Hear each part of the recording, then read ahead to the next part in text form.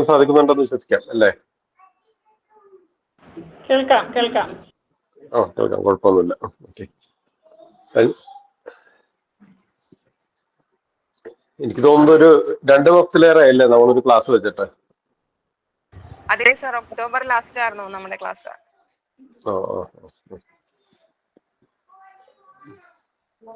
നമ്മളിന്ന് വെച്ചിരിക്കുന്ന ഒരു ടോപ്പിക് എന്ന് പറയുന്നത് അടയാള സിദ്ധാന്തമാണ്. അടയാള സിദ്ധാന്തം എന്നെല്ലാം ഒറ്റയടിക്ക് പറയുമ്പോൾ അതെങ്ങനെ നിങ്ങൾ മനസ്സിലാക്കുന്നു എന്നുള്ളത് അറിയില്ല. ഈ അടയാള സിദ്ധാന്തത്തെക്കാൾ കൂടുതലും ഒരടിസ്ഥാന സിദ്ധാന്തമുണ്ട് ആയുർവേദത്തിന്. അത് നമ്മൾ തിരിച്ചറിയണമെന്നുണ്ടെങ്കിൽ ഈ നമ്മുടെ ഈ ഹോർത്തൂസ് മലബാറിക്കസ് എന്ന് പറയുന്ന ആ ഒരു ഗ്രന്ഥം അത് നിർമ്മിച്ച സമയത്ത് അതിന്റെ അന്നത്തെ ആയുർവേദ ആചാര്യനോട് ചോദിച്ചു, നിങ്ങൾ ഇതെല്ലാം ഇത്രയും വിശദമായിട്ട് നിങ്ങൾക്ക് എങ്ങനെ ഇതെല്ലാം മനസ്സിലാക്കാൻ സാധിക്കുന്നു എന്ന് പറയുമ്പോൾ അദ്ദേഹം പറയുന്നത് ഓരോ ചെടിക്കും ഓരോ സസ്യത്തിനും അതിൻ്റെതായ ഒരു ഭാഷയുണ്ട്, അതിലൂടെ നമ്മൾക്ക് കാര്യങ്ങൾ ഗ്രഹിക്കാൻ സാധിക്കും. പിന്നീട് രണ്ടാമത് അദ്ദേഹം പറയുന്നത് അനുഭവമാണ്, അടിസ്ഥാനം പോയിട്ട് അനുഭവമാണ്. പിന്നീട് പറയുന്നതാണ് അടയാളം. അപ്പൊ അടയാളമുണ്ട്, അടിസ്ഥാനമുണ്ട്, അനുഭവമുണ്ട്. ഈ 3 വസ്തുതയിലൂടെയാണ് ഒരു സസ്യത്തിന് എത്രയെല്ലാം ഗുണമുണ്ട്, എന്താണ് അതിന്റെ ദോഷം, എന്താണ് അത് ഏതൊക്കെ സമയത്ത് ഉപയോഗിക്കാം എന്നുള്ള നിർദ്ദേശങ്ങൾ അടങ്ങുന്നതാണ് ഈ ഹോർത്തൂസ് മലബാറിക്കസ് എന്ന ഗ്രന്ഥം എഴുതിയ ആ ആചാര്യന്റെ മറുപടി. ഇതുപോലെ തന്നെയാണ് എനിക്കും പറയാനുള്ളത്. ഓരോ ഔഷധത്തെയും നിങ്ങൾ കാണുമ്പോൾ അത് ഔഷധമാണോ എന്ന് തന്നെ, അല്ലെങ്കിൽ അത് ഔഷധമല്ലാത്തത് ഒന്നുമില്ല എങ്കിൽ പോലും അതിന്റെ ഗുണവും കൂടിയും കുറഞ്ഞൊക്കെ ഇരിക്കുമെന്ന് മാത്രമേ ഉള്ളൂ. പക്ഷെ ആ ഔഷധത്തിന്റെ ഉള്ളിൽ ഒന്നില്ലെങ്കിൽ ഒരു പൂവിലോ അല്ലെങ്കിൽ അതിന്റെ കായിലോ അല്ലെങ്കിൽ അതിന്റെ തണ്ടിലോ ഇലകളിലോ എല്ലാം എന്തെങ്കിലും പ്രകൃതി എഴുതി വെക്കാതിരിക്കില്ല. ഉദാഹരണം പെട്ടെന്ന് എല്ലാവർക്കും മനസ്സിലാവുന്നത്, കുട്ടികൾക്ക് ബുദ്ധിവർദ്ധനവിന് വേണ്ടി നമ്മൾ ഈ ബ്രഹ്മി എന്ന് പറയുന്ന കുടങ്ങല് അത് ചമ്മന്തിയാക്കി കൊടുക്കാറുണ്ട്, ഇതെല്ലാം അരച്ച് വെള്ളം തിളപ്പിച്ച് കൊടുക്കാറുണ്ട്, തേങ്ങാപ്പാലും ശർക്കരയും കൂടി ചേർത്ത് ഉരുട്ടി ഒരു ലേഹ്യം പോലെ കൊടുക്കാറുണ്ട്. പക്ഷെ ഇതെല്ലാം കൊടുത്തു കഴിയുമ്പോൾ എന്ത് സംഭവിക്കുന്നു എന്നുള്ളതിന്റെ ഒരു തെളിവാണ് ഈ കുടങ്ങലിന്റെ ഒരു പ്രത്യേകത. അത് തലച്ചോറിന്റെ ഒരു ഘടന അതിനകത്ത് നമ്മൾക്ക് കാണാനായിട്ട് സാധിക്കും. അത് മാത്രമല്ല, ആ ഇടാപിംഗള നാടി മുതലെല്ലാം ഈ ഒരു കുടങ്ങൽ എന്ന് പറയുന്ന ഒരു ഔഷധത്തിൽ നമ്മൾ സൂക്ഷിച്ചു നോക്കിയാൽ തീർച്ചയായിട്ടും നമ്മൾക്കത് മനസ്സിലാവും. അപ്പൊ അത് തന്നെയാണ് ഒട്ടുമിക്ക ആചാര്യന്മാരും ഓരോ ഔഷധത്തെയും അവർ കണ്ട് മനസ്സിലാക്കിയതും. അങ്ങനെ വെച്ച് നോക്കിയിട്ടുണ്ടെങ്കിൽ ആ ഔഷധത്തിനൊരു ഭാഷയുണ്ട്, അത് അതിനോട് ആ പ്രകൃതിയോട് അലിഞ്ഞു ചേർന്ന് നിൽക്കുന്ന ഏതൊരു മനുഷ്യനും മനസ്സിലാക്കാവുന്നതേ ഉള്ളൂ. അത് വലിയൊരു പഠനമാണെന്നൊന്നും എനിക്ക് ഇതുവരെയും തോന്നിയിട്ടില്ല. ആർക്ക് കണ്ടാലും മനസ്സിലാക്കുന്ന ഒന്നാണ്. അപ്പൊ ആദ്യം തന്നെ മനസ്സിലാക്കേണ്ടത് ഈ അടയാള സിദ്ധാന്തത്തെക്കാൾ കൂടുതൽ ചിന്തിക്കേണ്ടത് അടിസ്ഥാന സിദ്ധാന്തം എന്തായിരിക്കണം ആയുർവേദത്തിന്റെ. ആ അടിസ്ഥാന സിദ്ധാന്തം ഈ അടയാള സിദ്ധാന്തവുമായിട്ട് ബന്ധപ്പെടുന്നുണ്ടോ എന്നറിയാനായിട്ട് അത് തന്നെ ചെറിയൊരു നിങ്ങളിൽ പലരും എന്നാൽ ഉപയോഗിച്ചിട്ടുള്ള ഒരു മരുന്നാണ് മൂത്രക്കല്ലിന്റെ ട്രീറ്റ്മെന്റ്. മൂത്രക്കല്ലിന് നിങ്ങൾ എന്തെല്ലാം കൊടുക്കും എന്ന് ചോദിച്ചാൽ കറ്റാർവാഴ മുതൽ കീഴാർനെല്ലി മുതൽ പലതും കൊടുക്കും. അതിനുശേഷം ഞെരിഞ്ഞില് കൊടുക്കാറുണ്ട്. പിന്നീട് കുറച്ച് വ്യക്തികൾ ചെയ്യുന്ന ഒരു കാര്യം എന്താന്ന് വെച്ചിട്ടുണ്ടെങ്കിൽ ഇലമുളച്ചി എന്നുള്ളൊരു ചെടി, അതിന്റെ ഇല അല്പം കൊടുക്കാറുണ്ട്. അങ്ങനെ എന്തൊക്കെയാണോ അതിന് കൊടുക്കുന്നത് എന്നുള്ളത് പല നാട്ടിലും പല രീതിയിലും പല വസ്തുക്കളും കൊടുക്കാറുണ്ട്. പക്ഷെ നിങ്ങൾ ഒരു കാര്യം മനസ്സിലാക്കുക, ഈ കീഴാർനെല്ലി എന്നുള്ളത് തണുപ്പാണ്, നെല്ലിക്ക എന്നുള്ളത് തണുപ്പാണ്, ഇലമുളച്ചി എന്ന് പറയുന്ന ആ ഒരു ചെടിയും എടുത്തു നോക്കിയിട്ടുണ്ടെങ്കിൽ തീർച്ചയായിട്ടും നിങ്ങൾക്ക് തണുപ്പ് കാണാനായിട്ട് സാധിക്കും. അതിനകത്തെല്ലാം ജലാംശം കൂടുതലാണ്, വരണ്ട പ്രദേശങ്ങളിലാണ് ഇതെല്ലാം കൂടുതൽ ഉണ്ടാവുന്നത് എന്നെല്ലാം നിങ്ങൾക്ക് കാണാൻ പറ്റും. ഇനി മറ്റൊരു ഭാഗമാണ് പറയുന്നത്, ഈ വെള്ളിരിക്ക കഴിച്ചിട്ടുണ്ടെങ്കിൽ കല്ലുകൾ പോകും. കാരണം ഇത് വളരെ തണുപ്പുള്ള ഒരു ഫലമാണ്. വെള്ളരിക്ക നമ്മൾ കഴിക്കുമ്പോൾ നമുക്ക് എന്ത് സംഭവിക്കുന്നു എന്ന് വെച്ചാൽ നമ്മുടെ ശരീരം നല്ല രീതിയിൽ തണുക്കുന്നുണ്ട്. ഇത് ഏറ്റവും കൂടുതൽ എപ്പോഴാണ് ഇത് ഈ ഫലം കൂടുതൽ പ്രകൃതി നമ്മൾക്ക് തരുന്നത് എന്ന് ചോദിച്ചാൽ നല്ല കടുത്ത വേനലുള്ളപ്പോഴാണ് നമ്മൾക്ക് ഇതെല്ലാം തരുന്നത്. അതുകൊണ്ടാണ് ഞാൻ പറയുന്നത് അടയാള സിദ്ധാന്തത്തെക്കാൾ കൂടുതൽ ഒരു അത്ഭുതം ഇതിന്റെ അടിസ്ഥാന സിദ്ധാന്തം എന്താണെന്ന് അറിഞ്ഞാലാണ് ഇത് അടയാള സിദ്ധാന്തമായിട്ട് ഒത്തുപോകുള്ളൂ. പല വൈദ്യന്മാരുടെയും അറിവുകൾ വെച്ച് ഈ മൂത്രക്കല്ലിന് അവർ കൊടുത്ത മരുന്നുകൾ എന്തൊക്കെയാണെന്ന് ചോദിച്ചാൽ അതിനൊരു കണക്കുണ്ടാകില്ല എന്നാണ് പറയുന്നത്. പല കാര്യങ്ങൾ അവർ ചെയ്തിട്ട് വിജയിച്ചിട്ടുണ്ട്. ഇപ്പൊ കരിമ്പിന്റെ നീര്, കരിമ്പിന്റെ ജ്യൂസ് 2 ഗ്ലാസ് നമ്മൾ കഴിച്ചിട്ടുണ്ടെങ്കിൽ നമുക്ക് ഒരു എന്നൊരു ഷിവറിംഗ് ഒക്കെ അനുഭവപ്പെടും. കാരണം തണുപ്പ് അധികരിക്കും നമ്മുടെ ശരീരത്തിന്. അപ്പൊ കരിമ്പിൻ നീര് ചെറുനാരങ്ങ ചേർത്ത് മൂത്രക്കല്ലിന് കൊടുത്തു കഴിഞ്ഞാൽ ഈ കല്ലുകൾ പൊടിഞ്ഞു പോകാറുണ്ട്. കാര്യം അവിടെ ശരീരത്തെ തണുപ്പിക്കുകയാണ് ചെയ്യുന്നത്.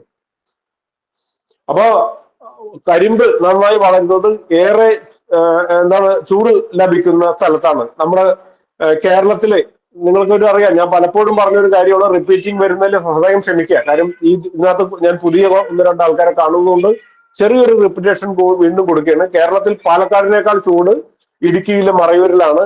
പേരുകേട്ട ശർക്കരയും അവിടെ നിന്നുണ്ടാകാൻ കാരണം അവിടുത്തെ കരിമ്പിലെ തണുപ്പാണ്. പിന്നെ തൊട്ടാവാടി സമൂലം വെള്ളം തിളപ്പിച്ച് കുടിച്ചാൽ കല്ലുകൾ പോകും. എന്താ അതിന്റെ കാരണം? തൊട്ടാവാടി തണുപ്പാണ്. അതുപോലെ തന്നെ ഇലമുളച്ചിയുടെ ഇല കഴിച്ചാൽ എത്ര വലിയ കല്ലുകളും പോകും. ജലം ശേഖരിച്ചു വെക്കാൻ ഈ ചെടിക്ക് കഴിവുണ്ട്. അപ്പോ അടയാള സിദ്ധാന്തം എവിടെ തുടങ്ങുന്നു എന്നുള്ളതാണ്. ഈ ഇലമുളച്ചി തണുപ്പാണെങ്കിൽ ഈ ഇലമുളച്ചിയുടെ അഗ്രഭാഗത്ത് എന്തുണ്ട്? നിറയെ മുള്ളുകളുണ്ട്. മുള്ളുകൾ എന്ന് പറയാനായിട്ട് പറ്റില്ല, ഒരുതരം അറക്കവാളിന്റെ അല്ലെങ്കിൽ ഒരു വേറൊരു ഇലയെ അറക്കാൻ പറ്റിയ പോലുള്ള ചെറിയ ചെറിയ മുള്ളുകളും മറ്റും എല്ലാം ചേർന്നതാണ് ഇലമുളച്ചി. തൊട്ടാവാടി മുളക് തന്നെയാണ്, അതിനകത്ത് മുള്ളുണ്ട്. അതുകൊണ്ട് എന്തിനേയും അത് കുത്തി പൊട്ടിക്കും എന്ന് നമുക്ക് ഉറപ്പിക്കാം. അതിന്റെ ഇലകൾ മാത്രം എടുക്കുമ്പോഴുള്ള ഗുണവും തണ്ടോട് കൂടി കഴിക്കുമ്പോഴുള്ള ഗുണവും പൂക്കൾ മാത്രം കഴിക്കുമ്പോഴുള്ള ഗുണവും രണ്ടും രണ്ടാണ്. പാവയ്ക്ക കല്ലുള്ള ഒരു വ്യക്തി പാവയ്ക്ക 10 ദിവസം പാവയ്ക്ക കഴിച്ചിട്ടുണ്ടെങ്കിൽ പാവയ്ക്കയും കൈപ്പൻ വെള്ളിരിക്കയും ഇവയൊക്കെ തണുപ്പാണ്. കല്ലുകൾ പോകാനായിട്ട് നല്ലൊരു ഔഷധമാണ്. അപ്പൊ ഇത്രയും കാര്യങ്ങൾ പറഞ്ഞപ്പോൾ എന്താണ് കല്ലുണ്ടാകാനുള്ള കാരണം? ശരീരത്തിൽ ഹീറ്റിംഗ് കൂടുന്നത് കൊണ്ടാണ്, ചൂട് കൂടുന്നത് കൊണ്ടാണ്. ഏതൊക്കെ രീതിയിൽ ചൂട് കൂടും എന്നുള്ളതിനെ കുറിച്ച് ഞാൻ പിന്നീട് വിശദീകരിക്കാം.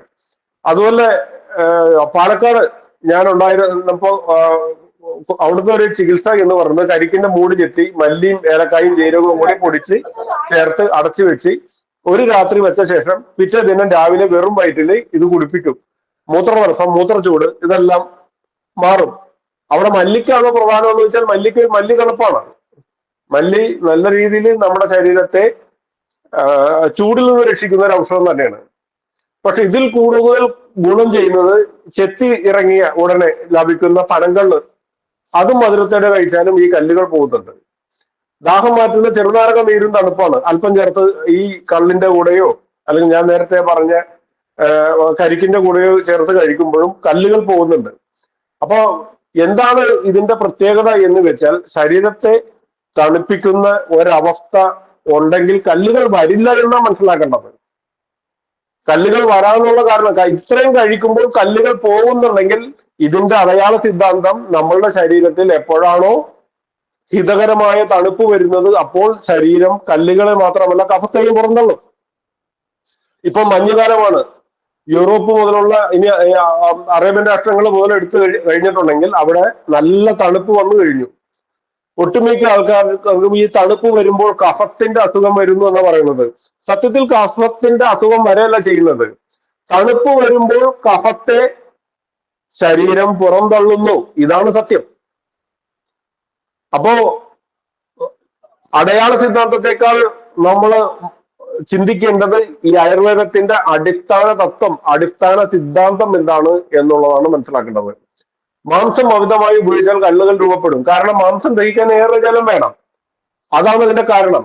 മാംസം കഴിക്കുന്നതിന് മുൻപും ശേഷവും കുക്കുംബർ കഴിക്കുന്നത് ശരീരത്തിലെ ആ ഉഷ്ണത്തെ കുറയ്ക്കും.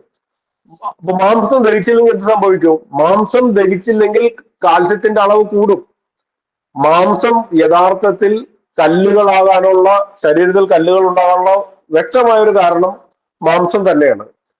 ഇതിന്റെ അത് എങ്ങനെയാണ് മനസ്സിലാക്കണമെന്ന് വെച്ചാൽ, എന്താണ് ഹിംസ്ര ജന്തുക്കള്, പുലി ആയിക്കോട്ടെ, സിംഹം ആയിക്കോട്ടെ, നാട്ടിലെ പൂച്ച ആയിക്കോട്ടെ, പട്ടി ആയിക്കോട്ടെ, ഇതിന്റെ എല്ലാം കാഷ്ടം ഏകദേശം കാൽസ്യം നിറഞ്ഞ ഒരു ചോക്കിന്റെ രൂപത്തിലാണ് ഇവരുടെ എല്ലാം ഈ മലത്തെ അല്ലെങ്കിൽ കാഷ്ടത്തെ പ്രകൃതി രൂപപ്പെടുത്തുന്നത്. ഉണക്കി അതിനെ ഒരു തരം കല്ലാക്കി മാറ്റപ്പെടും. ഇതേ അവസ്ഥ തന്നെ മനുഷ്യൻ മാംസം കഴിച്ചാലും ശരീരത്തിൽ ചൂടുകൾ കൂടും, കല്ലുകൾ രൂപപ്പെടും. അതുപോലെ അതിനകത്തൊന്നും മെയിൻ ഭാഗം, ഏറ്റവും ദോഷം മാംസം എന്ന് പറയുന്നത് പോത്തിറച്ചി തന്നെയാണ്. അതുപോലെ ചിതമ്പലില്ലാത്ത മത്സ്യം, ഉണക്കമീൻ, ചെമ്മീൻ, ഞണ്ട്, ഇവയൊക്കെ ശരീരത്തിലെ ജലതത്വത്തെ കുറയ്ക്കുന്ന ഒന്നാണ്. അപ്പോ ആ ജലം കുടിക്കാതെ ഇരിക്കുന്ന അല്ലെങ്കിൽ ജലം കുറച്ച് കഴിക്കുന്നവർക്കും ഇതേ അവസ്ഥ ഉണ്ടാകും. മാംസം കഴിച്ചില്ലെങ്കിൽ മാത്രമല്ല, ജലത്തിന്റെ ഉപയോഗം മനുഷ്യൻ കുറയ്ക്കുമ്പോൾ അല്ലെങ്കിൽ തണുപ്പ് അധികം തട്ടാത്ത ശരീരത്തിലെല്ലാം ഈ ഒരു പ്രശ്നം വന്നുകൊണ്ടേയിരിക്കും.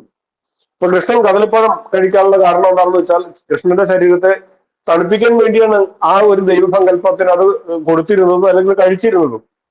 അതുപോലെ കദളിപ്പഴം കരിക്കിൻ വെള്ളത്തിൽ ജ്യൂസാക്കി കഴിക്കാം. കദളിപ്പഴം അരിഞ്ഞ് കരിക്കിന്റെ മൂടി ചെത്തി അതിലൊരു രാത്രി ഇട്ട് വെച്ച് പിറ്റേ ദിവസം കഴിച്ചാലും ഈ കല്ല് പോകുന്നുണ്ട്. അപ്പൊ നമ്മളിവിടെ പഠിക്കുന്നത് കല്ല് പോകുന്ന ചികിത്സ എന്നുള്ളതല്ല. ശരീരം എപ്പോൾ അതിന്റെ തനതായ ശീതളത്വം കൈവരിക്കുന്നു അപ്പോഴെല്ലാം മനുഷ്യന് രോഗങ്ങൾ കുറയുന്നു. ഇവിടെ കല്ല് പോകുന്നു എന്ന് മാത്രമല്ല പഠിക്കേണ്ടത്. ഇതേ തണുപ്പുള്ള കാശ്മീരിൽ ഈ കല്ല് വന്ന്, ഒന്നാമത് മൂത്രക്കല്ലില്ല അവിടെ. മൂത്രക്കല്ല് എന്ന് പറയുന്ന രോഗം അപൂർവമായിട്ട് കേൾക്കാനായിട്ട് സാധിക്കുന്നുള്ളൂ. എന്താ കാരണം എന്ന് വെച്ചാൽ അത് അവിടുത്തെ പ്രകൃതിയുടെ ഗുണമാണ്. ഇപ്പൊ കൊടൈക്കനാൽ ഭാഗത്ത് എടുത്ത് നോക്കിയാലും ഊട്ടിയുടെ ഭാഗത്ത് എടുത്ത് നോക്കിയാലും കല്ല് വരുന്ന രോഗം അവിടെ കുറവാണ്. പിന്നെ പഴങ്ങളിൽ പച്ചനിറം കൂടുതലുള്ള കദളി ഏറെ തണുപ്പ് തരുന്നു എന്നുള്ളത് നമുക്ക് എല്ലാവർക്കും മനസ്സിലാക്കാൻ സാധിക്കും. അപ്പൊ ഉഷ്ണരോഗം കൊണ്ട് വെള്ളപ്പോക്ക് രോഗം ഉണ്ടാവുന്നതെല്ലാം ചൂട് ശരീരത്തിൽ കൂടുന്നത് കൊണ്ടാണ്. അതുകൊണ്ട് ഈ അടയാള സിദ്ധാന്തത്തെ മനസ്സിലാക്കണമെന്നുണ്ടെങ്കിൽ അടിസ്ഥാന തത്വം, ആയുർവേദത്തിന്റെ അടിസ്ഥാന തത്വം ശരീരത്തെ ശീതീകരിക്കുക എന്നുള്ളതാണ്. അപ്പോ അതാണ് ആ കദളിപ്പഴം കഴിക്കാൻ പറയുന്നതിലെ വസ്തുതയും. അതില് തണുപ്പാണ്. അപ്പൊ കദളിപ്പഴം വേനലിൽ സ്ഥിരമായി കഴിക്കാം. പക്ഷെ അത് മഴക്കാലത്ത് കഴിക്കേണ്ട ഒരു ആഹാരമാണോ എന്ന് ചോദിച്ചാൽ അല്ല. വെണ്ണ ചേർത്ത് കഴിച്ചിട്ടുണ്ടെങ്കിൽ, വെണ്ണയും കദളിപ്പഴവും ചേർത്ത് കഴിച്ചിട്ടുണ്ടെങ്കിലും എന്താണ് നമ്മുടെ ശരീരത്തിൽ ഒരു മാനകത്വം നിലനിൽക്കും. അല്ലെങ്കിൽ ഒരു നെയ്യിന്റെ ഒരു വഴക്കം നമ്മുടെ ശരീരത്തിൽ ഉണ്ടാവും. അപ്പൊ ഇതിന്റെ എല്ലാം കാരണം ഇത് രണ്ടും തണുപ്പ് തന്നെയാണ്. നെയ്യ് എന്തിൽ നിന്നുണ്ടായി വന്നതാണെന്ന് ചോദിച്ചാൽ അത് പാല് മോരാക്കി തൈരാക്കി അത് കടഞ്ഞ് അതിന്റെ വെണ്ണ മാറ്റിയപ്പോൾ അതിലും എന്താണ് അടങ്ങിയിരിക്കുന്നത്? തണുപ്പ് തന്നെയാണ്. അപ്പൊ ഞാൻ പറഞ്ഞത് ആദ്യം തന്നെ നിങ്ങൾ ഈ അടയാള സിദ്ധാന്തത്തെ പഠിക്കുമ്പോൾ തന്നെ ഇതിന്റെ ആ ശരീരത്തിന് രോഗം ഉണ്ടാക്കുന്നത് എന്തുകൊണ്ട്, ഏത് വസ്തുത കുറയുമ്പോഴാണ് എന്നുള്ളതാണ് അടിസ്ഥാന സിദ്ധാന്തം പഠിക്കണം. അതിന്റെ കൂടെ അടയാള സിദ്ധാന്തം പഠിക്കണം. പാലക്കാട് തന്നെ നെല്ലിയാമ്പതിയുടെ മുകളിൽ ഒരു വൈദ്യനുണ്ടായിരുന്നു. അദ്ദേഹം ചന്ദനം, നല്ല ശുദ്ധമായ ചന്ദനം അത് അരച്ച് മോരിൽ പലർക്കും കൊടുത്ത്, കല്ലുകൾ മുതലേ അതുപോലെ തന്നെ പൈൽസ് മാറ്റുന്ന പ്രശസ്തനായ ഒരു വൈദ്യനുണ്ടായിരുന്നു. അപ്പൊ ചന്ദനവും മോരും ചേർന്നാലും ഈ കല്ലും പോകും, അതുപോലെ തന്നെ ഒട്ടുമിക്ക എന്താണ് വെള്ളപ്പോക്ക് രോഗങ്ങളും പരിഹരിക്കും. അപ്പൊ ഈ പ്രയോഗത്തിൽ കല്ലുകൾ പോകുന്നത് തന്നെ രോഗിക്ക് യാതൊരു ശല്യവും ചെയ്യാതെയാണ്. എന്താണ് നമ്മുടെ ശരീരത്തെ ഇത്തരം വസ്തുക്കൾ ചെയ്യുന്നത് എന്നുള്ളതാണ് ഒരു പ്രത്യേകത. പിന്നെ ഈ ഒരു ട്രീറ്റ്മെന്റ് കഴിയുമ്പോഴേക്കും ഏകദേശം ശരീരത്തിന് ഒരു ചന്ദനത്തിന്റെ ഒരു മണമൊക്കെ വരാറുണ്ട് പലർക്കും. അപ്പൊ ഞാനിതെല്ലാം ഇത് പറയുന്നത് ശരീരത്തെ ശീതീകരിക്കുക എന്നുള്ളതാണ് ആദ്യമായിട്ട് നമ്മൾ മനസ്സിലാക്കേണ്ട ഒരു വസ്തുത എന്ന് പറഞ്ഞ് നമുക്കിനി പയ്യെ അടയാള സിദ്ധാന്തത്തിലേക്ക് കിടക്കാം. ആദ്യം തന്നെ ഒരു ഭാഗം നമ്മൾ ശ്രദ്ധിക്കേണ്ടത്, നിങ്ങൾ കുടംപുളി കാണാത്തതായിട്ട് ആരും ഉണ്ടാവില്ല ഈ കൂട്ടത്തില്. എല്ലാവരും കുടംപുളി കണ്ടിട്ടുണ്ട്. കാര്യം മീൻകറി വെക്കുന്ന മലയാളി കുടംപുളി ഉപയോഗിക്കുന്നുണ്ട്. ഇതൊരു സത്യമാണ്. നിങ്ങളൊരു കാര്യം ശ്രദ്ധിച്ചിട്ടുണ്ട്, ഈ കുടംപുളിയെ ഇങ്ങനെ കീടങ്ങളൊന്നും ആക്രമിക്കില്ല.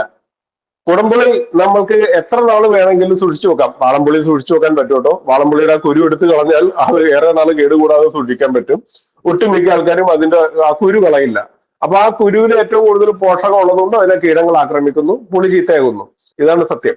പുളിവർഗ്ഗങ്ങളിൽ ആസിഡ് ഉള്ളതുകൊണ്ട് പെട്ടെന്ന് എന്താണ് കീടങ്ങൾ ആക്രമിക്കില്ല. വേണൊരു ഉപ്പും ഇത്ര അല്പം ഉപ്പും കൂടി പുരട്ടി വെക്കുകയാണെങ്കിൽ പുളിയുടെ പുളി അല്പം കുറയുമെങ്കിൽ പോലും പിന്നെ ഒട്ടും കേടായില്ല. അതവിടെ നിൽക്കട്ടെ. കുടംപുളിയുടെ പ്രത്യേകത, ഇപ്പൊ പുഴുക്കളുടെ ഉപദ്രവം ഏൽക്കാത്ത ഒരു സസ്യമാണ് കുടംപുളി. ഈ പച്ചപ്പഴം നമ്മൾ കടിച്ചാൽ തന്നെ വായിൽ ഒരു കറ നമ്മുടെ പല്ലിൽ പിടിക്കാറുണ്ട്, മഞ്ഞ കളറായി പോകാറുണ്ട്. അപ്പൊ ഈ മഞ്ഞക്കറ പല്ലിൽ പിടിക്കുന്നുണ്ടെങ്കിൽ ഇത് വെച്ച് ഇതിന്റെ ഒരു ട്രീറ്റ്മെന്റ് പറഞ്ഞിട്ട് നമുക്ക് ഇതിന്റെ അടയാള സിദ്ധാന്തത്തിലേക്ക് പോകാം. അസഹ്യമായ പല്ലുവേദന പലർക്കും സംഭവിക്കാം. പല്ലില് പോട് വന്ന് അതിൽ പുഴുക്കുത്ത് വരെ നമുക്ക് കാണാനായിട്ട് പറ്റും. പക്ഷെ പുഴുവിനെ കൈയോടെ പിടിക്കാൻ കുടംപുളിയുടെ തോല് നമ്മൾ ഉപയോഗിക്കാറുണ്ട്. എന്താണ് അതിനകത്തുള്ള പ്രത്യേകത എന്ന് വെച്ചാൽ, കുടംപുളിയുടെ തോല് ചെത്തി ഒരൽപ്പം എടുക്കുക, വെള്ളം തിളപ്പിച്ച് തിളച്ച ചൂടോടെ മണ്ണിൽ പതിപ്പിച്ച് വെച്ച ഒരു ചിരട്ടയിൽ ഈ ചൂടുവെള്ളം അവിടെ ഒഴിക്കുക. അപ്പോൾ അതിൽ നിന്ന് ഉയരുന്ന ആവി കവിൾ കൊള്ളുക. ആവിയാണ് കേട്ടോ, വെള്ളമല്ല കവിൾ കൊള്ളാൻ പറയുന്നത്, ആവി. വാ തുറന്നു പിടിച്ചാൽ ഈ ആവി വായിലേക്ക് അടിക്കും. ആ ഔഷധ ആവിയുടെ പുക എന്ന നീരാവി തട്ടിയാൽ പല്ലിലെ പുഴുക്കൾ ഈ ചിരട്ടയിലേക്ക് വീഴും. ചൂടുവെള്ളം ദേഹത്തിൽ വീഴാതിരിക്കാൻ ചിരട്ട മണ്ണിൽ ഉറപ്പിച്ചു വെക്കാനും മറക്കരുതെന്ന് മാത്രം. ഞാൻ ഒരിക്കലും ചൂടുവെള്ളം ഞാൻ കവിൾ കൊള്ളാൻ പറഞ്ഞിട്ടില്ല കേട്ടോ, ശ്രദ്ധിക്കണം. ആ തിളച്ച വെള്ളത്തിൽ നിന്നുണ്ടാകുന്ന ആവി വരുമല്ലോ, അത് ചിരട്ടയിൽ ഒഴിക്കുമ്പോൾ എന്ത് ഫെർമെന്റേഷൻ സംഭവിക്കുന്നു എന്നുള്ളത് എനിക്ക് മനസ്സിലായിട്ടില്ല. പക്ഷെ ഇത് 100% വിജയിച്ച ഒരു ഔഷധമാണ്. അപ്പൊ ഇനി എന്താണ് ഇതിന്റെ പ്രത്യേകത എന്ന് ചോദിച്ചാൽ, പണ്ട് കാലങ്ങളിൽ പോത്തിനെ പാടങ്ങളിൽ ഒഴുകുന്ന വേളയിൽ ഇവയ്ക്ക് കിതപ്പ് അനുഭവപ്പെടും. അപ്പൊ സ്വന്തം കൊഴുപ്പ് അധികരിക്കുന്നത് തന്നെയാണ് അവയ്ക്ക് ശ്വാസം കഴിക്കാൻ തടസ്സമാവുന്നത്. അപ്പൊ പോത്തിനെ നിങ്ങൾ വേണം നോക്കുക, പോത്തിന് കുടംപുളി ഇട്ട് കൊടുത്താൽ പോത്ത് അപ്പം തന്നെ അത് കഴിക്കും. കുടംപുളി നിലത്ത് വീണാൽ പോത്ത് അതിനെ ആഹരിക്കും. ഇതിന്റെ വസ്തുത മനസ്സിലാക്കിയ കർഷകൻ കുടംപുളി കഷായം ഉഴുവ മൃഗങ്ങളുടെ ആഹാരത്തിൽ ഉൾപ്പെടുത്തി. അപ്പൊ കുടംപുളിക്ക് ആസ്തമയെ, ശ്വാസകോശ സംബന്ധമായിട്ട് ഉള്ള പ്രശ്നങ്ങളെ ഇല്ലാതാക്കാൻ കഴിവുണ്ട്. അപ്പൊ കടലോര പ്രദേശങ്ങളിലും ജലം നിറഞ്ഞ ഇടങ്ങളിലും വായുവിൽ ജലകണങ്ങൾ നിറയും. അതിന്റെ കടൽത്തിര കൂടുതൽ അടിച്ചാൽ വായുവിൽ ജലകണികളുടെ അളവ് വളരെ കൂടുന്നു. തണുപ്പ് കൂടുതൽ സഹിക്കാതെ ശ്വസന പ്രശ്നങ്ങൾ കൂടുന്നു. പരിഹാരമായി മുക്കുവന്മാരുടെ ഒരു ചികിത്സ എന്ന് പറയുന്നത്, കടലോരവാസികൾ ഉചിതമായ ഒരു ഔഷധം നിർദ്ദേശിച്ചു. അവരുടെ മീൻ കറികളിൽ കുടംപുളിക്ക് ഏറെ സ്ഥാനം കൊടുത്തു. ശാസ്ത്രം അറിയാതെ അതൊരു ആചാരമായിട്ട് മാറി എന്ന് മാത്രം. കുടംപുളി യഥാർത്ഥത്തിൽ മത്സ്യത്തിന്റെ കൂടെ ഉപയോഗിക്കാൻ കാരണം, നമ്മൾ കടൽക്കരയിൽ ഒരു പരിധിവരെയൊക്കെ നമുക്ക് ഇരിക്കാൻ പറ്റും. പക്ഷെ ഒരു 1, 2, 3, 4 ദിവസം കഴിഞ്ഞാൽ, ആദ്യമായിട്ട് വിവാഹം കഴിഞ്ഞെത്തുന്ന കടപ്പുറത്തേക്ക് എത്തുന്ന സ്ത്രീകളോ അല്ലെങ്കിൽ പുരുഷന്മാരോ, അല്ലെങ്കിൽ പെട്ടെന്ന് ഒരു വാടക വീട് തേടി എത്തി കടപ്പുറത്ത് താമസിക്കുന്നവർക്കെല്ലാം ഈ ആസ്തമ പോലുള്ള പ്രശ്നങ്ങൾ വരാറുണ്ട്. കടപ്പുറത്ത് താമസിക്കാൻ പറ്റാത്ത സാഹചര്യത്തിൽ പലരും തിരിച്ചും പോകാറുണ്ട്. പക്ഷെ ആലപ്പുഴ മുതൽ നിങ്ങൾ കാസർഗോഡ് വരെയുള്ള എല്ലാ ഭാഗങ്ങളും നിങ്ങൾ എടുത്തോളൂ, ഇവിടെയെല്ലാം തഴച്ചു വളരുന്ന ഒരു വസ്തുവാണ് കുടംപുളി. വാളംപുളി അധികം വളരാനുള്ള സാധ്യത കുറവാണ്. ഇത്തരം സ്ഥലങ്ങളിൽ ആര്യവെപ്പും കാണാനായിട്ടുള്ള സാധ്യതയും കുറവാണ്. അടയാള സിദ്ധാന്തം അന്വേഷിച്ച് നടന്ന ഞാൻ മനസ്സിലാക്കിയ ഒരു കാര്യം ഉണ്ടോ പറയുന്നത്, തിരുവനന്തപുരം കടപ്പുറം മുതൽ കാസർഗോഡ് കടപ്പുറം ഏകദേശം ഒരു 100 മീറ്റർ അകലത്തില്, അല്ലെങ്കിൽ 1 കിലോമീറ്റർ ചുറ്റളവിൽ തന്നെ എന്ത് കുറവായിരിക്കും, ആര്യവേപ്പ് കുറവായിരിക്കും. അതവിടെ നിൽക്കട്ടെ, അതിന്റെ കൂട്ടത്തിൽ പറഞ്ഞൊന്നും മാത്രമേ ഉള്ളൂ. പക്ഷെ ഈ കുടംപുളി ധാരാളം ഉണ്ടാവും, വാളംപുളി അത്ര കാര്യമായിട്ട് ഉണ്ടാകില്ല. അപ്പൊ എന്താണ് ആ കുടംപുളിയുടെ പ്രത്യേകത എന്ന് വെച്ചാൽ, ശീതീകരണ മുറികളിൽ ജോലി ചെയ്യുന്നവർ കുടംപുളി ചമ്മന്തി ഉപയോഗിക്കാൻ തുടങ്ങിയപ്പോൾ ഏറെ പ്രശ്നങ്ങൾ പരിഹരിക്കപ്പെട്ടിട്ടുണ്ട്. കാരണം എ സി റൂമിൽ നമ്മൾ ഇരിക്കുമ്പോൾ ആ കുടംപുളി വെച്ച ഒരു ചമ്മന്തി കഴിച്ചതിന് ശേഷം ഇരിക്കുകയാണെങ്കിൽ അവിടെ കുറച്ചു നേരം കഴിയുമ്പോൾ നമുക്ക് അങ്ങനെ ഷിവറിങ് വരാനുള്ള ഒരു സാധ്യത വളരെ കുറവാണ്. അപ്പൊ കുടംപുളി 2ആയി പകുത്താൽ ആ ശ്വാസകോശത്തിന്റെ ഒരു ഘടന നമുക്ക് അതിൽ കാണാനായിട്ട് സാധിക്കും. അതിന്റെ അകത്തെ വിത്തിലെ ആ ശ്വാസകോശ ഘടന കൊണ്ട് നമുക്ക് മനസ്സിലാക്കാം ഇത് ശ്വസന സംബന്ധമായിട്ടുള്ള പ്രശ്നങ്ങൾ പരിഹരിക്കാനായിട്ട് ഈ ഒരു വസ്തുവിന് കഴിവുണ്ട് എന്നുള്ളത്. അപ്പൊ അത് ശ്രദ്ധിക്കാൻ സാധിച്ചത് അതിന്റെ കായ്ഫലത്തിന്റെ കാലമായ മഴക്കാലത്ത്, ഈ മഴക്കാലത്ത് ധാരാളം നമുക്ക് കാണാൻ സാധിക്കും. അപ്പോഴെല്ലാം നമുക്കിത് കൂടുതൽ ശ്രദ്ധിക്കാനായിട്ട് സാധിക്കും. 2 തരം കുടംപുളി ഉണ്ട്. നമ്മുടെ നാട്ടിൽ മഞ്ഞ നിറത്തിലുള്ളതാണ്, പക്ഷെ ചുവന്ന നിറത്തിലുള്ള ഒരു കുടംപുളിയും ഉണ്ട്. അത് വിപണിയിലേക്ക് പയ്യെ എത്തി തുടങ്ങിയിട്ടുള്ളൂ. ഓക്കെ, അപ്പൊ ശ്വാസകോശത്തിനും കരളിനും ആണ് പെട്ടെന്ന് രോഗങ്ങൾ പിടിപെടുക. അപ്പൊ എ സി മുറിയിലെ തണുപ്പിൽ നിന്നും തുമ്മലും ശ്വാസതടസ്സവും ഉണ്ടാവുന്നുണ്ട്. പച്ചക്കറി മാത്രം കഴിക്കുന്നവരിൽ കുടംപുളിയുടെ ഉപയോഗം കുറവാണ്. അപ്പൊ 100% വെജിറ്റേറിയൻ ആയവർക്കാണ് എ സി റൂമിൽ നിന്നും കടൽക്കരയിൽ നിന്നും ജലദോഷ രോഗങ്ങളും ശ്വാസതടസ്സങ്ങളും പിടിപെടുന്നത്. അപ്പൊ കുടംപുളി ഉപയോഗിക്കുന്നവരിൽ ഇത്തരം പ്രശ്നങ്ങൾ കുറവാണ്. അപ്പൊ കുടംപുളി പച്ചക്കറികളിൽ നമുക്ക് ഉപയോഗിക്കാൻ പറ്റുമെന്നുണ്ടെങ്കിൽ ഉപയോഗിക്കാം, അല്ലെങ്കിൽ വേപ്പില കട്ടി ഉണ്ടാക്കുമ്പോൾ ഈ കുടംപുളി കൂടി അതിന്റെ കൂടെ ചേർത്ത് വേണമെങ്കിൽ നമുക്ക് വറുത്ത് വേപ്പില കട്ടി ഉണ്ടാക്കാം. അപ്പൊ കടുത്ത ആസ്മ കൊണ്ട് ബുദ്ധിമുട്ട് അനുഭവിച്ച രോഗിയോട് കുടംപുളി, കാന്താരി മുളക്, ഉള്ളി, അല്പം ചുട്ട വെളുത്തുള്ളി, ഇഞ്ചി, ഇന്ദുപ്പ് ചേർത്ത് ചമ്മന്തി സ്ഥിരമായി കഴിക്കാൻ പറഞ്ഞു. കഴിച്ചപ്പോൾ മാറ്റങ്ങൾ ഉണ്ടാക്കി എന്ന് കരുതി നിങ്ങളെ ഡോക്ടറെ കാണണ്ടെന്നോ വൈദ്യനെ കാണണ്ടെന്നോ ഒന്നുമല്ല പറഞ്ഞത്. പക്ഷെ ആഹാരത്തിലെ ആയുർവേദത്തിലെയും അടിസ്ഥാന തത്വങ്ങളും അടയാള സിദ്ധാന്തങ്ങളും പഠിക്കുമ്പോൾ നമ്മൾ അനുഭവിക്കുന്ന കുറച്ച് കാര്യങ്ങളാണ് നിങ്ങളുമായിട്ട് പങ്കുവെക്കുന്നത്. നിങ്ങൾക്ക് നല്ലതെന്ന് തോന്നുകയാണെങ്കിൽ മാത്രമേ അതൊക്കെ സ്വീകരിക്കാൻ പാടുള്ളൂ. ഇല്ലെങ്കിൽ ഇതിനെ ഒരു വഴി കൂടി കേട്ട് മറ്റേ ചെവിയിലൂടെ തള്ളിയോട് കളഞ്ഞേക്കണം. അപ്പോ ഞാൻ പറഞ്ഞ ഈ ഒരു ചമ്മന്തി കഴിച്ചപ്പോൾ നല്ല മാറ്റങ്ങൾ ഉണ്ടായി. കൂടെ നല്ല ചൂടുള്ള കഞ്ഞി കഴിക്കാനും പറഞ്ഞു. അപ്പൊ ഒരു ദോഷവും ഇല്ലാത്ത ഇതൊക്കെ ആർക്കും പരീക്ഷിക്കാം. പഴുത്തതോ ഉണങ്ങിയതോ ഒക്കെ നമുക്ക് ആകാം. കുടംപുളി നിങ്ങൾ തന്നെ അതിന് സംസ്കരിച്ചെടുക്കണം. അടുപ്പിന്റെ പുകമറയാണ് ഇതിന് കുറച്ചും കൂടി നല്ലത്. അല്ലെങ്കിൽ വിറക് കത്തിച്ച് പുക ഒളിക്കുക. വെയിലിട്ട് വേണമെങ്കിൽ ഉണക്കിയെടുക്കാം. മഴക്കാലമായതിനാൽ ഉണങ്ങാൻ അല്പം കഷ്ടപ്പെടണം. അപ്പൊ വാഹനങ്ങളുടെ ടയർ കത്തിച്ച് ഉണക്കുന്നത് കണ്ടിട്ടുണ്ട്. അങ്ങനെ ഉണക്കുന്നവരും കുറവല്ല. അതുകൊണ്ട് പുറത്തുനിന്ന് ഇത് വാങ്ങുമ്പോൾ നിങ്ങൾ ഈ കുടംപുളിക്ക് ഞാൻ പറഞ്ഞതിന്റെ ഓപ്പോസിറ്റ് നിങ്ങൾക്ക് സംഭവിക്കും. കാര്യം വാഹനങ്ങളുടെ ടയർ കത്തിച്ച് ഉണക്കുന്ന കുടംപുളി കർഷകരെ എനിക്കറിയാം. അതുകൊണ്ട് അപ്പൊ എന്ത് സംഭവിക്കും? ഈ പറഞ്ഞതൊക്കെ നമുക്ക് തിരുത്തേണ്ട വരും. ഈ കാർബൺ മുഴുവനും അതിനകത്ത് അടിഞ്ഞു ചേർന്നാൽ ഇത് കറുത്ത നിറമായതുകൊണ്ട് നമുക്കിത് കണ്ടുപിടിക്കാനായിട്ട് പറ്റില്ല. അപ്പൊ ഗുണത്തെക്കാൾ വരെ ദോഷം ചെയ്യും. അപ്പൊ അതിലും നല്ലത് കപടത, എല്ലാത്തിലും കപടത ഉണ്ടാവും. അപ്പൊ നിങ്ങൾ ചെയ്യേണ്ട കുറെ കാര്യങ്ങൾ നിങ്ങൾ തന്നെ ചെയ്യുക. പിന്നെ തെങ്ങിൻ കള്ള് കുടിച്ചാൽ ആത്മമുറയും എന്നൊരു വിശ്വാസം നിലനിൽക്കുന്നുണ്ട്. പക്ഷെ ഷാപ്പിലെ കുടംപുളി ചേർത്ത നല്ല എരിവുള്ള കറിയുടെ വസ്തുത ഇതാണ് ഒരു പ്രത്യേകത. തെങ്ങിൻ കള്ള് കുടിച്ചിട്ടുണ്ടെങ്കിൽ ശ്വാസകോശ സംബന്ധമായിട്ടുള്ള പ്രശ്നങ്ങളും മാറും. കാര്യം ഷാപ്പിൽ ചെന്നവൻ കള്ളല്ല കുടിച്ചത്. കള്ള് കുടിക്കുന്നതിന്റെ കൂടെ ഒരു മീൻകറി എന്തെങ്കിലും വാങ്ങുമ്പോഴും ഈ പുളി അവൻ കഴിക്കുന്നുണ്ട്. അപ്പൊ കള്ള് കുടിച്ച് ഇതിനെ മാറ്റാൻ ശ്രമിച്ചവരൊക്കെ പരാജയപ്പെടുകയാണ് ചെയ്തത്. പക്ഷെ അവിടെ കുടംപുളിയാണ് പ്രവർത്തിച്ചത്, ഷാപ്പിലാണെങ്കിൽ പോലും. അപ്പൊ കുടംപുളിയെ മറന്ന് കള്ളിനെ പുകഴ്ത്തിയിട്ട് കാര്യമില്ല. അപ്പൊ നല്ല പ്രതിരോധ ശക്തിയുള്ള ഔഷധത്തെ നമ്മൾ ഏറെ മനസ്സിലാക്കാനുണ്ട്. ഓട്ടുപുളി എന്ന വിളിപ്പേര് ഈ പുളിക്കുണ്ടല്ലേ, ഓട്ടുപുളി എന്ന് വിളിക്കാറുണ്ട്. പക്ഷെ ഇത് തോട്ടുവക്കിൽ, പുഴവക്കിലൊക്കെ നന്നായി വളരുന്നത് നമുക്ക് കാണാം. ആലപ്പുഴ വാസികൾക്ക് അല്ലെങ്കിൽ കർണാടക പ്രദേശമുള്ളവർക്ക് ഈ ഒരു പുളിയെ പഠിക്കാനും പഠിപ്പിക്കാനും ബുദ്ധിമുട്ടുണ്ടാകില്ല.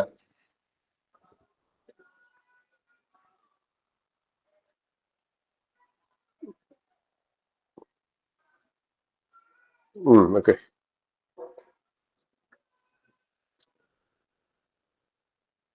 ഓക്കെ, അപ്പൊ പിന്നെ അതുപോലെ തന്നെ വാളംപുളി ജലം അധികമുള്ളിടത്ത് നമുക്ക് ഏറെ ഫലം തരില്ല. പക്ഷെ കുടംപുളി എന്ന തോട്ടുപുളി മഴയേറ്റാലാണ് പഴുക്കുന്നത്. അപ്പൊ മഴക്കാല രോഗങ്ങളെ ചെറുക്കുന്നു എന്നുള്ളതും മനസ്സിലാക്കുക. എനിക്ക് തോന്നുന്ന അക്ഷരങ്ങൾ ലോപിച്ചാണ് ഈ ഓട്ടുപുളി ആയത് എന്നുള്ളത് എനിക്കറിയില്ല. അപ്പൊ നല്ല മഴക്കാലം കുടംപുളിക്ക് സമാനമായ ചിലത് കൂടിയുണ്ട്. അത് ആ ഫലത്തിന്റെ എഴുത്തിന് പിന്നീട് ഒരു ദിവസം നമ്മൾക്ക് പങ്കുവയ്ക്കാം. ഒരു സെക്കൻഡ്.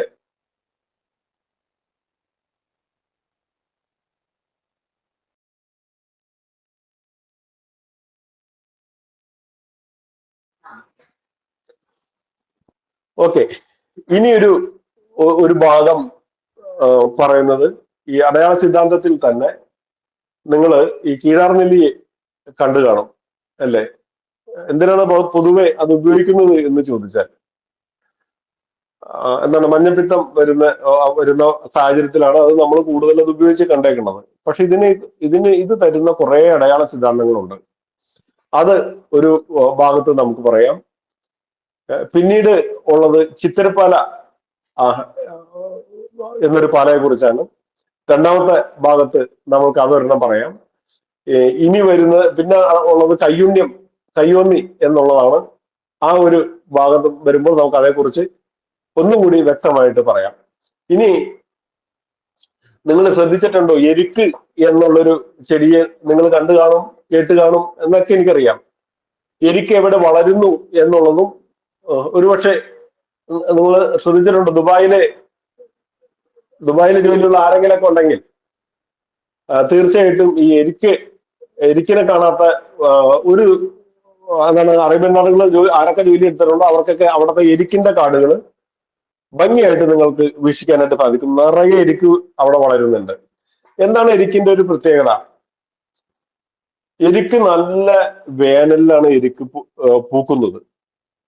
വെള്ളരിക്കുണ്ട്, അതുപോലെ തന്നെ നീല കളറുള്ള എരിക്കുണ്ട്. ഈ എരിക്ക് പൊടിപടലങ്ങൾ എത്ര അടിച്ചാലും എരിക്കിന് യാതൊരു വക പ്രശ്നങ്ങളില്ലാണ്ട് ആ പൊടിയെ എത്ര വലിയ സാധാരണ ഇലകളിൽ വന്ന് പൊടികൾ അടിച്ചാൽ, ഇപ്പൊ വാഴയിലയിൽ വന്ന് കുറെ പൊടി അടിച്ചാൽ അപ്പൊ തന്നെ ഒരു മഞ്ഞ അല്ലെങ്കിൽ കറുത്ത കളറ് വരും. അതിനുശേഷം ഈ വാഴയില നശിച്ചു പോകും. അതുപോലെ മാവ് പൂക്കുന്ന സമയത്തും കൂടുതൽ പൊടി അടിച്ചാലും മാവിന്റെ ഇലകളൊക്കെ പൊഴിഞ്ഞു പോകും, പൂവും കൊഴിഞ്ഞു പോകും. പക്ഷെ എത്രയെല്ലാം പൊടിയടിച്ചിട്ടും എരിക്കിന് യാതൊരു വക പ്രശ്നങ്ങളൊന്നും നിങ്ങൾക്ക് കാണാനായിട്ട് സാധിക്കില്ല. ഈ ഹനുമാന്റെ കോവിലുകളിൽ മാരുതി അല്ലെങ്കിൽ മാരുതൻ എന്നുള്ളതാണ് ഹനുമാനെ വിളിക്കുന്നത്. മരുത്ത് എന്ന് വെച്ചാൽ കാറ്റാണെന്ന് നമുക്കറിയാം, അല്ലെങ്കിൽ വായു ആണെന്ന് നമ്മൾക്കറിയാം. ഈ ഹനുമാൻ എന്നുള്ള ഒരു ദൈവസങ്കല്പത്തിനെ ഹിന്ദു ജനത എങ്ങനെയാണ് കാണുന്നത് എന്ന് വെച്ചാൽ ഒരു കുരങ്ങിനോട് ഉപമിച്ച് തന്നെയാണ് ആ ഒരു ദൈവസങ്കല്പത്തെ കാണുന്നത്. ഹനു എന്ന് വെച്ചിട്ടുണ്ടെങ്കിൽ നീണ്ട താടിയല് എന്നൊക്കെയാണ് അർത്ഥം. പക്ഷെ ഇതിനെ മാരുതി എന്ന് വിളിക്കാനുള്ള ഒരു കാരണം കുരങ്ങിന്റെ പോലുള്ള ഗുണങ്ങൾ ഈ മനുഷ്യനുണ്ട്. എന്താ അതിന്റെ കാരണം എന്ന് വെച്ചാൽ സാധാരണ നമ്മളൊരു മരത്തിൽ കയറണമെങ്കിൽ പെട്ടെന്ന് നമുക്ക് കിതപ്പ് അനുഭവപ്പെടും. പക്ഷെ കുരങ്ങ് ഏതൊക്കെ മരത്തിൽ എത്രയൊക്കെ ചാടി ഉള്ളിൽ താഴേക്ക് ഇറങ്ങിയാലും മുകളിലേക്ക് കയറിയാലും ഇതിന് കിതപ്പ് അങ്ങനെ അനുഭവപ്പെടില്ല. അപ്പൊ അതുകൊണ്ട് ഈ കുരങ്ങ് ഈ മരുത്ത് വായുവായിട്ട് നല്ല ബന്ധമുണ്ട്, അല്ലെങ്കിൽ വായു ഉപാസകനാണ്. അപ്പൊ ഹനുമാനും ഇതുപോലെ തന്നെ വായു വേഗത്തിൽ സഞ്ചരിക്കാൻ കഴിവുള്ളതുകൊണ്ട് അദ്ദേഹം വായു ഉപാസകനാണ്. അതുകൊണ്ടാണ് മാരുതി എന്നുള്ളൊരു പേര് വന്നത്. പക്ഷെ ഇദ്ദേഹത്തിന്റെ പൂജയില് ഇദ്ദേഹത്തിന്റെ കഴുത്തിലിട്ട് കൊടുക്കുന്നതും എന്താണ് പുഷ്പങ്ങളായിട്ട് അർപ്പിക്കുന്നതെല്ലാം ഈ എരിക്കിന്റെ പൂവാണ്. എന്താണ് കാരണം? അത് വായുവായിട്ട് ബന്ധമുള്ളത് കൊണ്ട് തന്നെയാണ്. അപ്പൊ ഏറെ വായു അല്ലെങ്കിൽ ഏറ്റവും കൂടുതൽ ഓക്സിജൻ പ്രദാനം ചെയ്യുന്ന ഒരു ഗുണം എരിക്കിനുണ്ട്. അത് നമ്മൾ മനസ്സിലാക്കണം എന്നുണ്ടെങ്കിൽ അറേബ്യൻ നാടുകളിൽ അല്ലെങ്കിൽ മണലാരണ്യങ്ങളിൽ നല്ല രീതിയിൽ പൊടിക്കാറ്റ് അടിച്ചു കഴിഞ്ഞാൽ എന്ത് സംഭവിക്കും എന്ന് വെച്ചാൽ ആ പൊടി നമ്മൾ ശ്വസിക്കേണ്ടി വരും. ശ്വസിച്ചു കഴിഞ്ഞാൽ ഈ ശ്വാസകോശത്തിന് എന്ത് സംഭവിക്കും? പൊടി നിറയും. എന്നിട്ട് എന്തുകൊണ്ട് ഈ മണലാരണ്യത്തില് ജീവിക്കുന്നവരും അറബികൾക്കും എന്തുകൊണ്ട് ശ്വാസകോശ രോഗങ്ങൾ വന്ന് അവർക്ക് പ്രശ്നങ്ങൾ ഉണ്ടായില്ല എന്ന് വെച്ചാൽ അതിന്റെ രണ്ട് കാരണങ്ങൾ എടുത്തു പറയുന്നത്, ഒന്ന് സവാളയുടെ അധികരിച്ച ഉപയോഗം, രണ്ടാമത് എരിക്കിൽ നിന്ന് കിട്ടുന്ന വായു. എല്ലാ ചെടികൾക്കും ഓക്സിജൻ പ്രദാനം ചെയ്യാനുള്ള ഒരു കഴിവുണ്ടല്ലോ. അതുകൊണ്ട് എരിക്കിന്റെ പൂവ് കഴിക്കാനൊന്നും ഞാൻ പറയില്ല, അതൊന്നും എന്റെ ഭാഗമല്ല. പക്ഷെ നിങ്ങള് എരിക്കുകൾ കൂടുതലുള്ള സ്ഥലങ്ങളിൽ നിങ്ങൾ വായുവിന്റെ പ്രശ്നം ഉണ്ടെങ്കിലോ ആത്മയുടെ പ്രശ്നം ഉണ്ടെങ്കിലോ നിങ്ങൾ കൂടുതൽ പോയി ഒന്ന് പരീക്ഷിച്ചു നോക്കൂ. തീർച്ചയായിട്ടും നിങ്ങൾക്ക് ഇതിന്റെ ഗുണം മനസ്സിലാക്കാൻ സാധിക്കും. അപ്പോ ഇതിന് ഒരു അടയാള സിദ്ധാന്തം ഉണ്ടോ എന്ന് ചോദിച്ചാൽ ഈ എരിക്കിന്റെ കായ നിങ്ങൾ ഒന്ന് എടുത്ത് പരീക്ഷിക്കുക. ഇത് നമ്മളുടെ ശ്വാസകോശം പോലെ രണ്ടെണ്ണം ഒട്ടിയാണ് എപ്പോഴും നിൽക്കുള്ളൂ. നിറയെ അറകൾ നിങ്ങൾക്ക് കാണാനായിട്ട് സാധിക്കും. പിന്നീട് അപ്പൂപ്പൻ താടിയായിട്ടെല്ലാം പോകാൻ പറ്റുന്നുണ്ടെങ്കിലും ഞാൻ മനസ്സിലാക്കിയ അതിന്റെ അടയാള സിദ്ധാന്തം എന്ന് പറയുന്നത് ഈ ഒരു ശ്വാസകോശത്തിന്റെ ഘടന അതിനകത്ത് നമുക്ക് വ്യക്തമായിട്ട് കാണാം. വൈദ്യന്മാര് പലരും പറയാറുണ്ട് എരിക്കിന്റെ ഒരു പൂവെടുത്ത് അത് കുരുമുളക് ചേർത്ത് കഴിച്ചു കഴിഞ്ഞാൽ വളരെ പെട്ടെന്ന് തന്നെ കുറെ കഫം നമുക്ക് പെട്ടെന്ന് തുപ്പാൻ പറ്റുന്നു എന്നെല്ലാം പറയുന്നുണ്ടെങ്കിൽ പോലും അത് ഒരു പക്ഷേ അതിനകത്ത് ചറവും മറ്റും കാര്യങ്ങളൊക്കെ ഉള്ളതുകൊണ്ട് ശ്വാസകോശ പ്രശ്നങ്ങൾ കൂടാൻ സാധ്യതയൊക്കെ ഉള്ളതുകൊണ്ട് അതിനെ നിങ്ങൾ ആയുർവേദ ഭിക്ഷകരന്മാരുടെ അടുത്ത് പോയിട്ട് അതിനെ എങ്ങനെ ഉപയോഗിക്കാൻ സാധിക്കും എന്നുള്ളതിനെ കുറിച്ച് നിങ്ങളൊരു വിശകലനം നടത്തുക. പക്ഷെ ഞാൻ ഈ പറയുന്നത് ഒരു കാര്യം സത്യമാണ്. എൻ്റെ അടുത്ത് വളരെ വേണ്ടപ്പെട്ട ഒരു സുഹൃത്ത്, അദ്ദേഹത്തിന്റെ 6 വയസ്സായ മകൾക്ക് ആസ്മയുടെ പ്രശ്നങ്ങൾ വന്നപ്പോൾ ഞാൻ പറഞ്ഞു 2 3 എരിക്ക് നിങ്ങളൊന്ന് വെച്ച് പിടിപ്പിക്കാൻ പറഞ്ഞു. 3 4 മാസത്തിനുള്ളിൽ ആ എരിക്ക് വളരുകയും ചെയ്തു. ആ കുട്ടിക്ക് ഇന്ന് അത്തരം പ്രശ്നങ്ങളില്ല. അപ്പൊ അതുപോലെ തന്നെ കുറെ വ്യക്തികളോട് ഈ എരിക്കിന്റെ കൂടെ നിങ്ങളുടെ ഒരു ജീവിതം അല്ലെങ്കിൽ ഒരു എരിക്ക് വെച്ച് പിടിപ്പിച്ച് അതിനെ പൂജിക്കാനും മറ്റും എല്ലാം പറഞ്ഞപ്പോൾ, പൂജിക്കാൻ പറഞ്ഞത് എന്ന് പറയുന്നത് അതിനെ ഒന്ന് നട്ടു നിറക്കുക എന്നുള്ള അർത്ഥത്തിൽ പറഞ്ഞപ്പോൾ നല്ലൊരു ശതമാനം പേർക്കും ഈ ആത്മ പോലുള്ള പ്രശ്നങ്ങൾ മാറിക്കിട്ടി എന്നുള്ളതാണ്. അപ്പൊ ഏറ്റവും കൂടുതൽ പൊടി പടലങ്ങൾ അടിക്കുന്ന സ്ഥലങ്ങളിൽ ഈ എരിക്ക് ഇപ്പൊ പാലക്കാടേക്ക് ചെന്നിട്ടുണ്ടെങ്കിലും അതുപോലെ തന്നെ പൊള്ളാച്ചിയുടെ ഭാഗത്തേക്ക് ചെന്നിട്ടുണ്ടെങ്കിലും വരണ്ട പ്രദേശങ്ങൾ തന്നെയാണ്. പക്ഷെ അവിടെ എരിക്ക് ധാരാളം വളരുന്നത് കൊണ്ട് ഈ ആസ്മ പോലുള്ള പ്രശ്നങ്ങൾ എരിക്കിലൂടെ കുറഞ്ഞു കിട്ടുന്നുണ്ട് എന്നുള്ളതാണ് ഞാൻ മനസ്സിലാക്കിയ ഒരു ഭാഗം. ഓക്കെ, ഇനി എത്ര സമയം എടുത്തു എന്നുള്ളത് അറിയില്ല ഇത്രയും പറയാനായിട്ട്. 38 മിനിറ്റ് എടുത്ത്. എന്നാ ഇന്ന് സമയമുണ്ടല്ലോ അല്ലേ?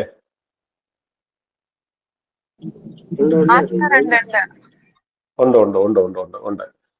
ഓക്കെ, ഇനി ഏതെങ്കിലും ഒരു ഞാൻ ഈ പറഞ്ഞതല്ലാണ്ട് നിങ്ങൾക്ക് ഏതെങ്കിലും ഒരു ചെടിയുടെ അടയാള സിദ്ധാന്തം പറയണമെന്നുണ്ടെങ്കിൽ തീർച്ചയായിട്ടും അറിയിക്കുക, പറഞ്ഞു തരും.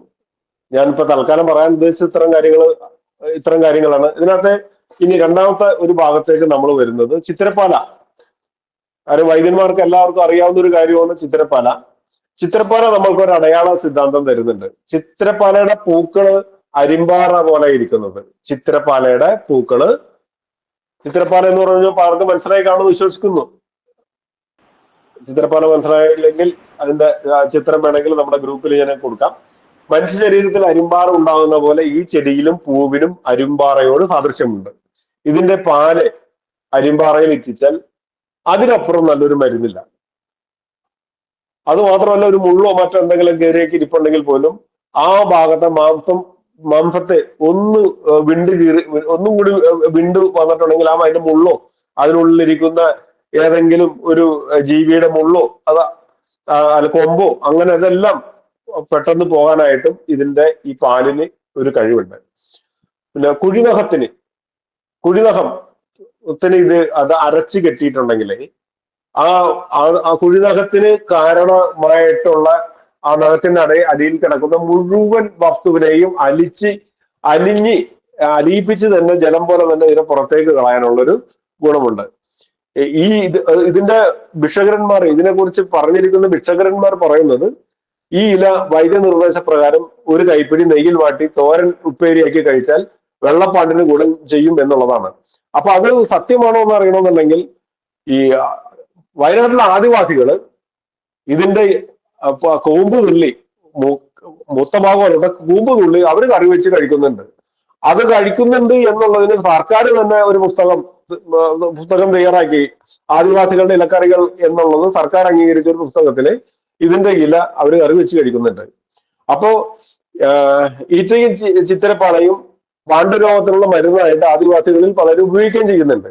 അപ്പൊ ശരീരത്തിലുണ്ടാവുന്ന കാര എന്നും കൂടി വിളിക്കുന്ന അരിമ്പാറകൾ ഇല്ലാതാകാനും ഉദരരോഗത്തിനും ഇത് വളരെ നല്ലതാണ് എന്നുള്ളതാണ് ആയുർവേദ അല്ലെങ്കിൽ വയനാട്ടിലുള്ള ആദിവാസി വൈദ്യന്മാര് അല്ലെങ്കിൽ അവിടുത്തെ ഇത് കഴിച്ച ജനങ്ങൾക്കും പറയാനുള്ളൊരു അഭിപ്രായം അല്ലെങ്കിൽ അനുഭവം ഞാൻ ഈ പറഞ്ഞതാണ്.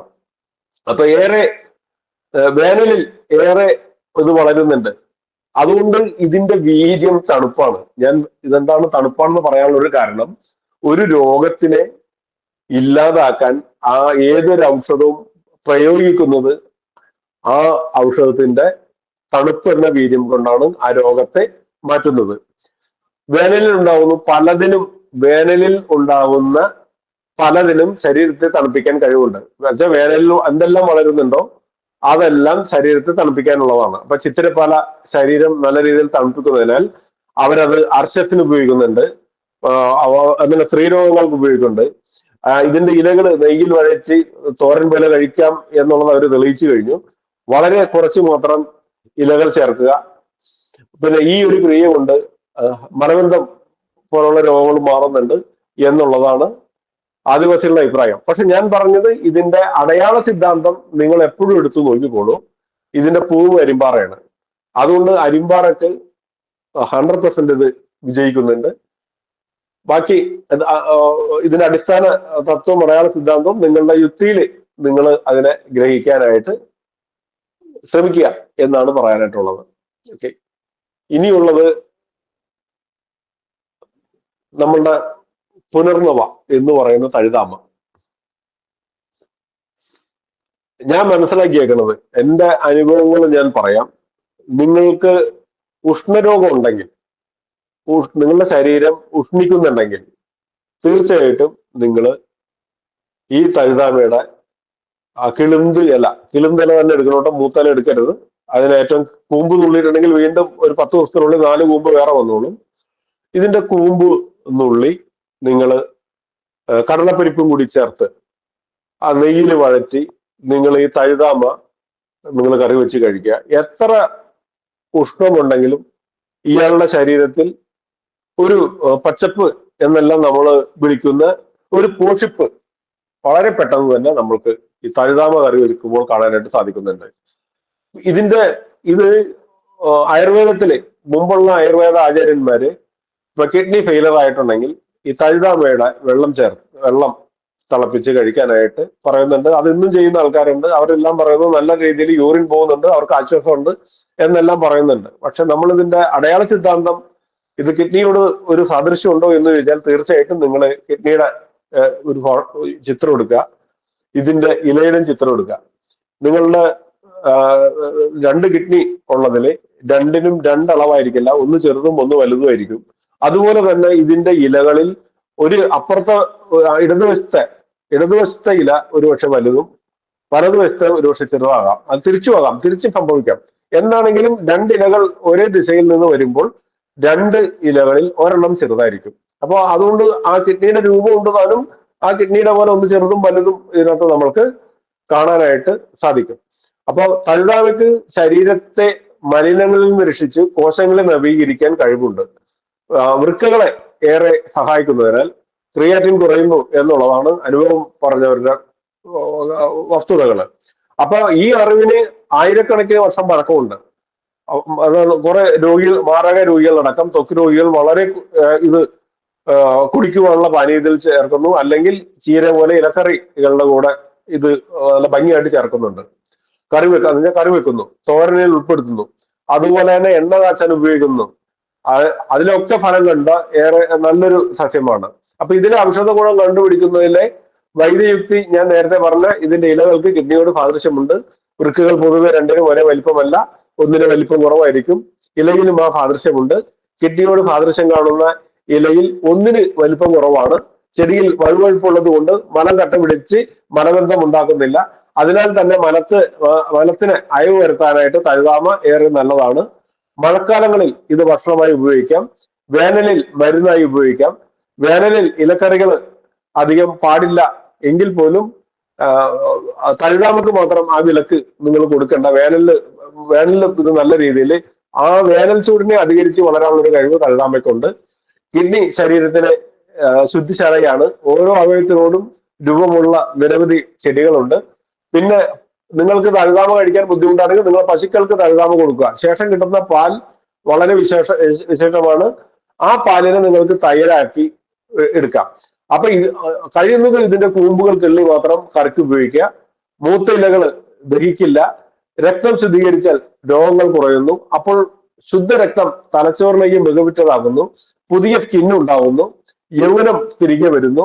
നവീകരണം വീണ്ടും ഉള്ളതിനാൽ ഇതിന് പുനർനവ എന്നുള്ളൊരു പേര് തീർച്ചയായിട്ടും കൊടുക്കുന്നതിൽ തെറ്റൊന്നുമില്ല. വെളുത്ത തഴുതാമ മങ്ങിയ കാഴ്ചയെ ഇല്ലാതാക്കുന്നു എന്നുള്ളതാണ് ആയുർവേദ വിജ്ഞാന ഗ്രന്ഥങ്ങളിൽ പലതും എനിക്ക് കാണാനായിട്ട് സാധിച്ചിട്ടുള്ളത്. അപ്പൊ വെളുത്ത തഴുതാമ നീര് കണ്ണിലിറ്റിച്ചാൽ ആ കണ്ണിലെ കഫം പുറത്തു വരും. അത് പിറ്റേ ദിവസം അത് നമുക്ക് വ്യക്തമായിട്ട് അറിയാനായിട്ട് പറ്റും. 2-3 ദിവസത്തേക്ക് നമ്മൾ ഉറങ്ങി എഴുന്നേൽക്കുമ്പോൾ ഈ കർണമലം എന്നുള്ള പോലെ ഈ കണ്ണിന്റെ ആ മലങ്ങളും നിറഞ്ഞിരിക്കുന്നത് നമുക്ക് കാണാൻ സാധിക്കും. 2-3 ദിവസത്തിനുള്ളിൽ നമുക്ക് കുറച്ചും കൂടി ഈ കാഴ്ച വർദ്ധിച്ചതായിട്ട് മനസ്സിലാക്കാനായിട്ട് സാധിക്കും. അപ്പം ഇത് കണ്ണിൽ ഒഴിക്കരുതിട്ട് ആരും, കണ്ണിലൊഴിച്ചാൽ സഹിക്കാൻ പറ്റാത്ത നീച്ചൽ കാരണം ആരും ഇതിന് തുനിയില്ല. ഞാൻ ഒഴിച്ചു നോക്കിയിട്ടുണ്ട്, ഒഴിക്കാതിരിക്കലായിരിക്കും ബെറ്റർ. പക്ഷെ അതുകൊണ്ട് വെളുത്ത തഴുതാമയും നിങ്ങൾ കറി വെച്ച് കഴിക്കാനുള്ള ശ്രമം നടത്തുക. ഞാൻ നേരത്തെ പറഞ്ഞത് കണ്ണിലെത്തിക്കാൻ പറഞ്ഞത് ആയുർവേദ ആചാര്യന്മാർ പറഞ്ഞൊരു കാര്യമാണ്. അതിപ്പോ ഞാൻ നിങ്ങളോട് പറഞ്ഞത് എനിക്ക് സഹിക്കാൻ പറ്റില്ല. എന്റെ കണ്ണിനൊന്നും സംഭവിച്ചില്ലെങ്കിൽ പോലും സഹിക്കാൻ പറ്റാത്ത നീറ്റലായിരുന്നു. അതുകൊണ്ട് നനഞ്ഞ തുണിയിൽ കശക്കിയാൽ നീര് കിട്ടും. അങ്ങനെ ഇതിന്റെ നീര് അപ്പോൾ അല്പം നീറ്റൽ കുറയും എന്നുണ്ടെങ്കിൽ പോലും ആരും കണ്ണിനെതിരെ എത്തിക്കാതിരിക്കാം.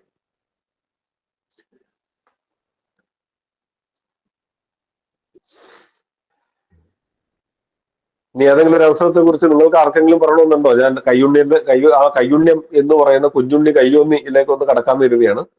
ഉണ്ടെങ്കിൽ നിങ്ങളുടെ ഞാൻ ആ, ആ, രൂപീകരിച്ച ഒന്ന് മാത്രം നിങ്ങൾ കേട്ടാൽ പോരുള്ളൂ. മറ്റേതെങ്കിലും ഒരു ചെടിയെ കുറിച്ച്, എല്ലാ ചെടിയെ കുറിച്ചൊന്നും പറയാനായിട്ട് നമുക്ക് പറ്റുന്നില്ലെങ്കിൽ പോലും ദശപുഷ്പത്തിലെ കുറച്ച് കാര്യങ്ങളെ കുറിച്ച് പറയണം എന്നുള്ള ചിന്തയിലാണ് ചോദ്യങ്ങൾ ചോദിക്കുന്നത്. ഉണ്ടെങ്കിൽ നിങ്ങൾ പറഞ്ഞു. എന്താണെങ്കിലും ഞാൻ കയ്യൊന്നിയിലേക്ക് കടക്കുകയാണ്. താല്പര്യമുണ്ടെങ്കിൽ ചോദിക്കാം. ഈ കൺമഷി നിർമ്മിക്കാനായിട്ട് ഈ കയ്യുണ്യം എന്ന് പറയുന്ന കയ്യൊന്നി അല്ലെങ്കിൽ കുഞ്ഞുണ്ണി എന്നറിയപ്പെടുന്ന ഈ സസ്യമാണ് ഏറ്റവും കൂടുതൽ ഉപയോഗിക്കുന്നത്. എങ്ങനെയാണ് ഇത് കണ്ണിന് ഗുണം ചെയ്യുന്നത് എന്നുള്ളത് നമ്മൾ ശ്രദ്ധിച്ചിട്ടുണ്ടെങ്കിൽ, നമ്മളുടെ ആ കണ്ണിലെ കൃഷ്ണമണി എടുക്കുക, ഈ കയ്യോന്നിയുടെ പൂവ് എടുക്കുക, ഒരു വ്യത്യാസം ഉണ്ടാവില്ല.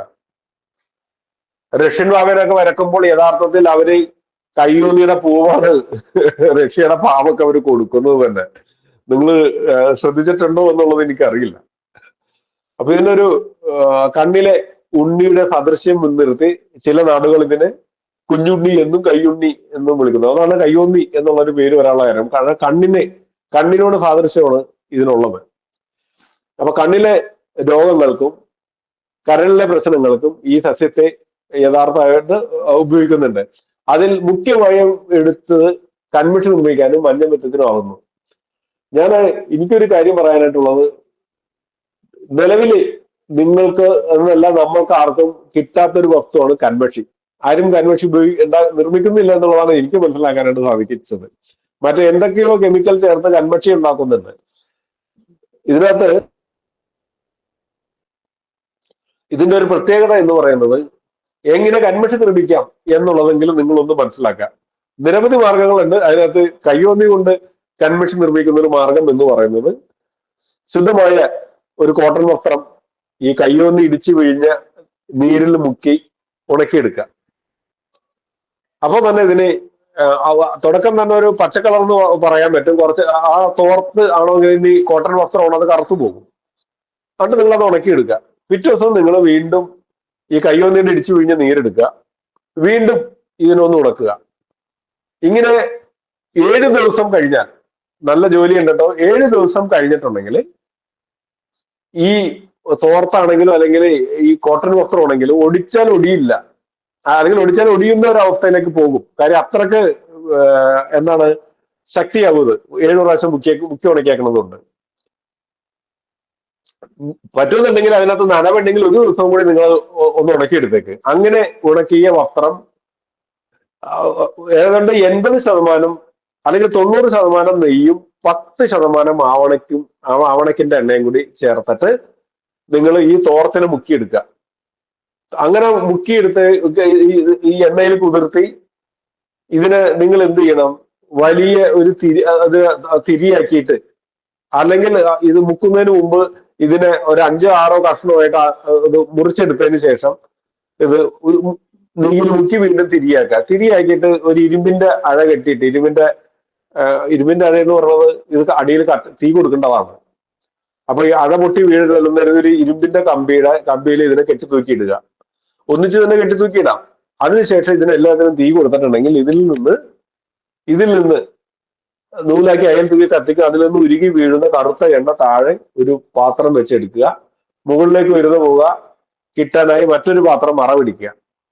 അപ്പൊ അതിൽ തട്ടുന്ന കറുത്ത പുകമറ നെയ്യിലോ ആവണക്കടയിലോ ചാലിച്ച് മഷിയാക്കി കണ്ണിലെഴുതും. കുപ്പിയിൽ സൂക്ഷിച്ചാൽ ഏറെ നാളിരിക്കും. ഇതാണ് നല്ല കൺമഷി. ഇതാണ് ഈ കരളിനും കണ്ണിനും നല്ലത് തന്നെ. ഇതിനെ കാർബൺ തെറാപ്പി എന്ന് വേണമെങ്കിൽ നമുക്ക് ഇതിനെ പറയാം. കാര്യം സൂര്യനിൽ നിന്ന് ഇത് കണ്ണെഴുതിയിട്ട് ഈ വസ്തു കൊണ്ട് കണ്ണെഴുതി സൂര്യനെ നോക്കിക്കഴിഞ്ഞാൽ കണ്ണിന്റെ കാഴ്ച മാത്രമല്ല കരളിനും അത് ഗുണം ചെയ്യുന്നുണ്ട്. അപ്പൊ നെയ്യിലെ ഗുണം ആവണക്ക് ഒന്ന് നെയ്യിലെ ഗുണം, പിന്നെ ആവണക്കെണ്ണയല്ലേ, ആവണക്കിനും കരളിനെ ശുദ്ധീകരിക്കാൻ കഴിവുണ്ട്, അറിയാലോ. അപ്പൊ താഴെ പാത്രത്തിൽ വീഴുന്ന കറുത്ത എണ്ണയും ഉപയോഗിക്കാം. അതിലെ അത് ഉപയോഗിക്കുമ്പോൾ ഇത്തിരി കണ്ണിന് നീറ്റിലുണ്ടാകും എന്ന് മാത്രമേ ഉള്ളൂ. എങ്കിലും ദോഷമൊന്നും കണ്ടിട്ടില്ല.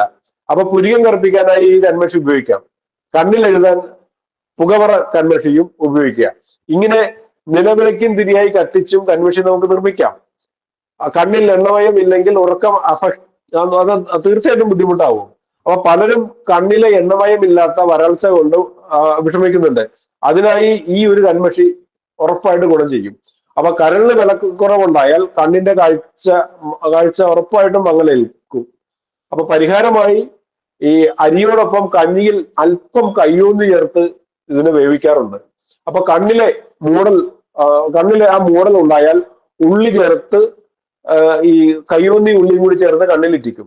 കയ്യോന്നി ഉണക്കി പൊടിച്ച് ത്രിഫലയിൽ ചേർത്ത് കഴിക്കാൻ പറയുന്ന ആയുർവേദ വിധികളുണ്ട്. അപ്പോ അതുപോലെ തന്നെ സ്നാനചൂർണ്ണമാക്കും, കുളിക്കാനുള്ള ചൂർണ്ണം ആക്കാറുണ്ട് കയ്യോന്നി വെച്ച്. അപ്പൊ ദേഹം തേക്കുന്ന ചകിരിയായും രോഗികൾ ഇതിനെ ഉപയോഗിക്കാറുണ്ട്. മുടി വളരാനായിട്ട് ഇതിനെ എണ്ണയിൽ ഉപയോഗിക്കാറുണ്ട്.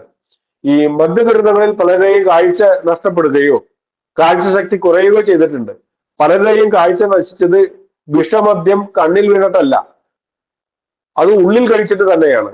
അപ്പൊ മദ്യം കരളിനെ തകർക്കുന്നു, പൊടുന്നതിനെ കാഴ്ചയും ഇല്ലാതാക്കുന്നുണ്ടെങ്കിൽ ആ കാമിലാരി എന്നുള്ളൊരു ഔഷധം വിറ്റ് കോടീശ്വരനായ ആൾക്കാരൊക്കെ നിങ്ങൾക്കറിയാലോ. ഈ കാമിലാരി എന്ന് പറയുന്നത് ഈ കയ്യോന്നിയാണ്. ഈ കയ്യോന്നിയുടെ പൊടി തന്നെയാണ് അവർ അന്നേരം കൊടുത്തത്. അപ്പം മദ്യം കരളിനെ വേട്ടയാടുന്നു, അതോടെ കണ്ണിന്റെ കാഴ്ചയെ ബാധിക്കുന്നു. അപ്പോ ഈ കണ്ണും കരളും തമ്മിലുള്ള ബന്ധം അഗാധ ബന്ധം തന്നെയാണ്. അപ്പൊ കയ്യോന്നിയാണെങ്കിലോ ഇതിന്റെ സംരക്ഷകനുമാണ്. എങ്ങനെയാണ് ഇതിന്റെ അടയാള സിദ്ധാന്തം ഋഷികളോ അല്ലെങ്കിൽ ഈ നേരത്തെ ഞാൻ പറഞ്ഞ ഹോർത്തൂം മൽബാറിക്കും എഴുതിയ വ്യക്തി എങ്ങനെയാണോ കണ്ടുപിടിച്ചതെന്ന് ചോദിച്ചാൽ, ഓരോ ചെടിയിലും അദ്ദേഹം ഈ ആയുർവേദ സിദ്ധാന്തത്തെ അല്ലെങ്കിൽ ആയുർവേദ അടിസ്ഥാനത്തെ ഈ കാഴ്ചപ്പാടിലൂടെയാണ് വൈദ്യന്മാര് അല്ലെങ്കിൽ അത് എഴുതിയ വൈദ്യന്മാരെല്ലാം മനസ്സിലാക്കിയത്. അതാണ് സാഹിബിന് അവർ പറഞ്ഞു കൊടുത്ത സൂത്രവും അത് തന്നെയാണ്. ഒരുപക്ഷെ സാഹിബിന് അതിന്റെ ആ ബുദ്ധി പോയിട്ടുണ്ടാവില്ല. അദ്ദേഹം മൽബാറിക്കൂസ് എഴുതി അത്യാവശ്യം നല്ല രീതിയിൽ തന്നെ ഒരുപക്ഷെ അദ്ദേഹം ജീവിക്കാനുള്ള പലതും നേടിയിട്ടുണ്ടാകാം. പക്ഷെ എന്തിലും ഒരു അടയാള സിദ്ധാന്തവും അടിസ്ഥാന സിദ്ധാന്തവും ഉണ്ട് എന്നുള്ളതാണ് നമ്മൾ മനസ്സിലാക്കേണ്ടത്. നമ്മുടെ സമയം 1 മണിക്കൂറാണ്.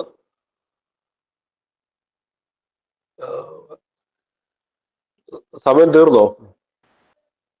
സാർ 8:55 ആയിട്ടുണ്ട്. എന്നാലും അത് ഇനി വൈൻഡപ്പ് ചെയ്യാനുള്ള ഒരു പദ്ധതിയിലേക്ക് പോകാം. ഇതേക്കുറിച്ച് ഏതെങ്കിലും ഒരു ചെടിയുടെ അടയാള സിദ്ധാന്തം എനിക്ക് ഇത്ര പറയാൻ സാധിച്ചിട്ടുള്ളൂ. ഏതെങ്കിലും ഒരു ചെടിയുടെ അടയാള സിദ്ധാന്തം ഇനി പറയണം എന്നുണ്ടെങ്കിൽ നിങ്ങൾ ഏതെങ്കിലും ഒരെണ്ണം ചോദിക്കുക. എനിക്ക് അറിയാവുന്നതാണെങ്കിൽ ഞാൻ പറയാം, ഇല്ലെങ്കിൽ നാളെ പോസ്റ്റ് ചെയ്യാം.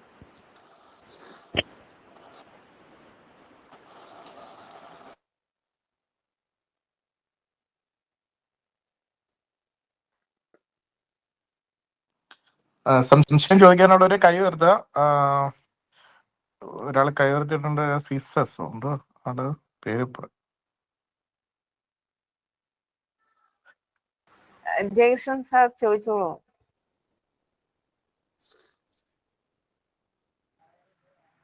എല്ലാവർക്കും നമസ്കാരം. ഈ കുടംപുളിയുടെ സംസ്കരണത്തിനെ കുറിച്ചിട്ട് പറഞ്ഞല്ലോ, അത് പുകയിൽ കെട്ടിത്തൂക്കി സംസ്കരിക്കണം എന്ന് നിർബന്ധമുണ്ടോ? അത് ഉപ്പിട്ട് വെയിലത്ത് ഉണക്കിയാലും മതിയാകുമോ? മതി സാറേ. പക്ഷെ ഇത് നമുക്ക് ലാഭിക്കുന്നത് നല്ല മഴക്കാലത്താണ്. പൊട്ടിക്കുക ഇപ്പൊ ഈ മൂന്നാറിലൊക്കെ ചെന്നിട്ടുണ്ടെങ്കിലൊക്കെ നല്ല മഴ ആയിരിക്കുള്ളൂ.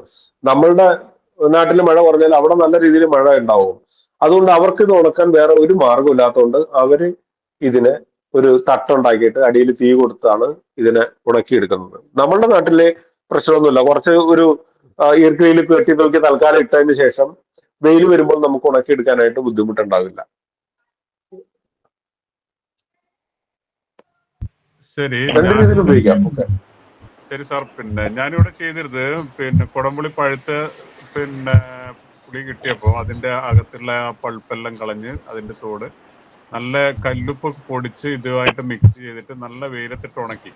അപ്പൊ അത് ഒരു ചില്ല് ഭരണിയിൽ സൂക്ഷിച്ചു വെച്ചു. അപ്പൊ ചെറുതായിട്ടൊരു വെറ്റായിട്ടുണ്ടാവും. പക്ഷെ അത് പൂപ്പല് വരുമോ അല്ലെങ്കിൽ മറ്റെന്തെങ്കിലും രുചി വ്യത്യാസം വരുമോ ഒന്നും ചെയ്തില്ല. അത് അതുപോലെ തന്നെ എടുത്ത് നമുക്ക് കഴിക്കാൻ പറ്റും, കറിയിൽ ഉപയോഗിക്കാതെ തന്നെ കഴിക്കാൻ പറ്റും.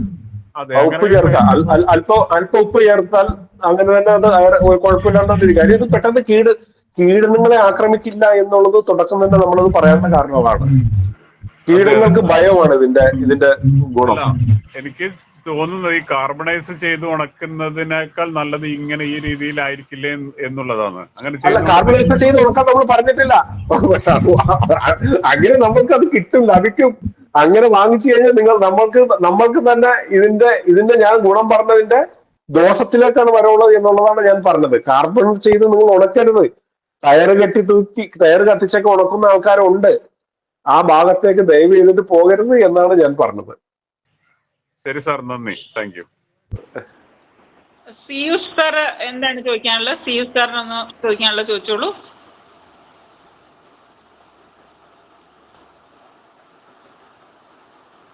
ആള് പോയെന്ന് തോന്നുന്നു. ഇനി ആർക്കെങ്കിലും എന്തെങ്കിലും ചോദിക്കാനുണ്ടെങ്കിൽ ചോദിക്കാം.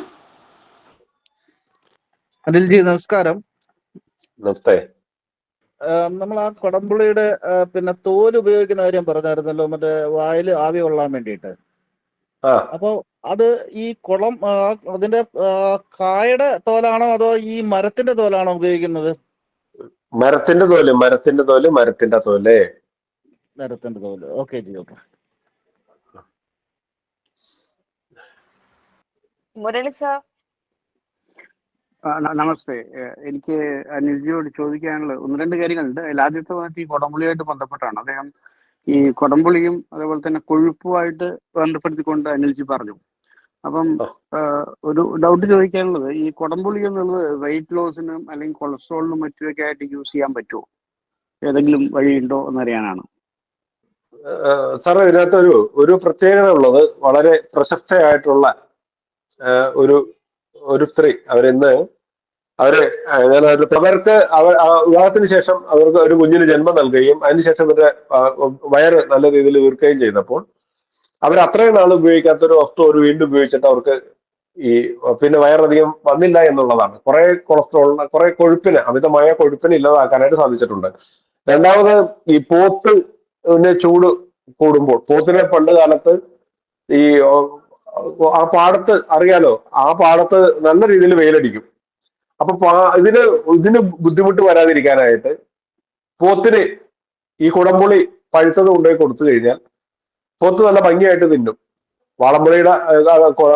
വാളംപുളിയുടെ ഗുരുവും പോത്ത് കഴിച്ചിട്ടുണ്ടെങ്കിൽ പോത്തിന് ചൂടേൽക്കില്ല. എങ്കിൽ പോലും ഈ പുളിവർഗത്തില് കുടംപുളി ഉപയോഗിക്കുന്നുണ്ട്.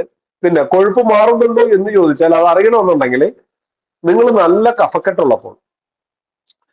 കഫക്കെട്ടുള്ളപ്പോൾ നേരത്തെ ജയപ്രകാശ് സാറ് പറഞ്ഞതുപോലെ കുടംപുളിയെ ഉപ്പ് പുരട്ടി, പറ്റുമെന്നുണ്ടെങ്കിൽ കല്ലുപ്പ് തന്നെ ഇരിക്കണം കേട്ടോ, അല്ലെങ്കിൽ ഇന്ദുപ്പ് ചേർത്ത് പുരട്ടി നിങ്ങൾ അതിനെ ഉണക്കിയെടുക്കുക.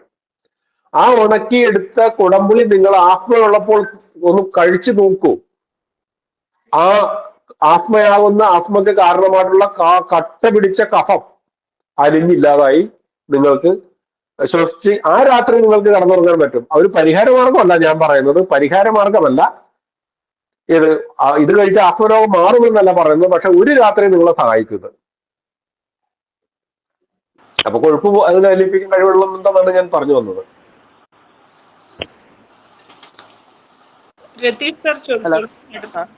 അനിൽജി, ഞാൻ ചോദിച്ചതില്ലേ രണ്ടാമത്തെ ഭാഗം എന്ന് വെച്ചാല്, ഇപ്പൊ നമ്മളിപ്പോ ഒരു സാധാരണ മനുഷ്യൻ എന്നുള്ള രീതിയിൽ നമ്മളിപ്പോ നമ്മളുടെ നിത്യോപയോഗത്തില് ഈ കുടംപുളി ഒരു വസ്തുവായിട്ട് ചേർക്കുകയാണെങ്കിൽ നമുക്ക് ഈ കൊളസ്ട്രോളോ അല്ലെങ്കിൽ അമിതവണ്ണമോ ആയിട്ടുള്ള ബുദ്ധിമുട്ടുകൾ ഒഴിവാക്കാൻ കഴിയുമായിരിക്കും അല്ലേ?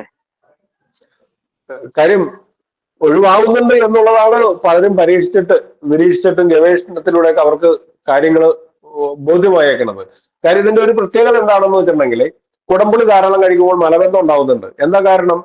മലം താഴേക്ക് വന്ന് മുഴുവനും തള്ളിപ്പോണം എന്നുണ്ടെങ്കിൽ ഈ കുടലിന് ലുബ്രിക്കേറ്റിംഗ് ഉണ്ടാകണം. അപ്പൊ കുടലിന്റെ ലുബ്രിക്കേറ്റിങ്ങിനെ ഇല്ലാതാക്കാനായിട്ട് ഈ കുടംപുളി കഴിക്കുമ്പോൾ മലബന്ധം ഉണ്ടാവുന്നുണ്ട്. അപ്പൊ അത് കൊഴുപ്പ്, ആ മലാശയത്തിന്റെ ലുബ്രിക്കേറ്റിംഗ് എന്ന് പറയുന്ന കൊഴുപ്പിനെയും അത് ഇല്ലാതാക്കുന്നുണ്ടെങ്കിൽ തീർച്ചയായിട്ടും കൊഴുപ്പ് അമിതമായിട്ട് കൂടുന്നുണ്ടെങ്കിൽ അത് കുടംപുളി പരിഹരിക്കുന്നുണ്ട് എന്ന് വേണം നമ്മൾ മനസ്സിലാക്കാനായിട്ട്. അത് എത്രത്തോളം സത്യമുണ്ടെന്ന് വെച്ചാൽ നമ്മൾക്ക് അനുഭവം ഉണ്ടെങ്കിൽ നമ്മൾക്ക് അത് വിശ്വസിക്കാം. എനിക്ക് അനുഭവമുണ്ട് എന്ന് കരുതി മറ്റുള്ള വേറൊരാൾക്ക് അത് ഗുണം ചെയ്യണം എന്നുള്ളത് ഒരു നിർബന്ധമില്ല. ആയുർവേദ ഔഷധങ്ങളൊക്കെ അങ്ങനെ തന്നെയാണല്ലോ. കാര്യം നമ്മൾ ഒരാളോട് കടുക്ക കഴിക്കാനായിട്ട് പറഞ്ഞു. കടുക്ക കഴിക്കാൻ പറഞ്ഞപ്പോൾ അദ്ദേഹം നമ്മുടെ ഗ്രൂപ്പിൽ വലിയ ഒരു വിവാദം സൃഷ്ടിച്ചിട്ട് തന്നെയാണ് പോയേക്കണത്. കടുക്ക കഴിക്കാൻ പറഞ്ഞപ്പോൾ അത് അദ്ദേഹം 365 ദിവസം കടുക്ക കഴിച്ചുകൊണ്ടേ ഇരുന്നേച്ചു. അപ്പൊ അതുപോലെ തന്നെ കുടംപുളി വളരെ നല്ലതാണ്, കൊഴുപ്പ് കുറക്കാൻ നല്ലതാണെന്ന് പറഞ്ഞ് കുറെ കഴിച്ചിട്ടുണ്ടെങ്കിൽ എന്ത് സംഭവിക്കും എന്ന് വെച്ചാൽ നമ്മുടെ സ്വാഭാവികമായിട്ടുള്ള കൊഴുപ്പിനെ ഇല്ലാതാക്കും, വയറിന് മുറുക്കം വരും.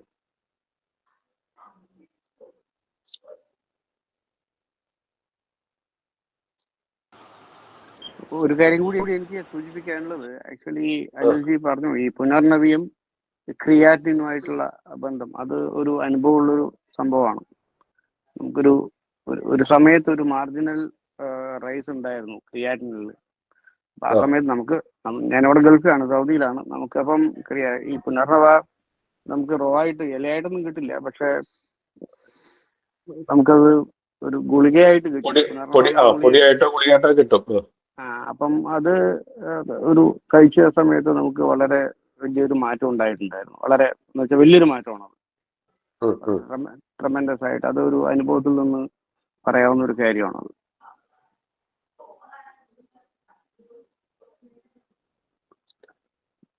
അടയാള സിദ്ധാന്തത്തിൽ നമ്മൾ മനസ്സിലാക്കേണ്ടത് മഞ്ഞ നിറമുള്ള പൂക്കള്, അതുപോലെ തന്നെ തഴുതാമയുടെ പൂക്കളും ചന്ദനത്തിന്റെ പൂക്കളും വലിയ വ്യത്യാസങ്ങളില്ലാത്ത ഒരു നീലനിറം എന്ന് വേണമെങ്കിൽ നമുക്ക് പറയാം. അപ്പൊ ഇങ്ങനെയുള്ള കുറെ പൂക്കളുടെ പ്രത്യേകത എടുത്തു നോക്കിയിട്ടുണ്ടെങ്കിൽ ഈ മഞ്ഞ നിറമുള്ള പൂക്കൾക്ക് നല്ല രീതിയിൽ തണുപ്പിനെ പ്രദാനം ചെയ്യാനായിട്ട് സാധിക്കുന്നുണ്ട്.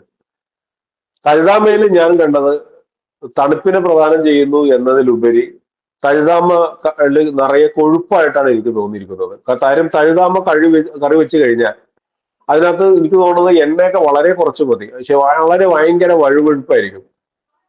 അപ്പൊ അതിനകത്ത്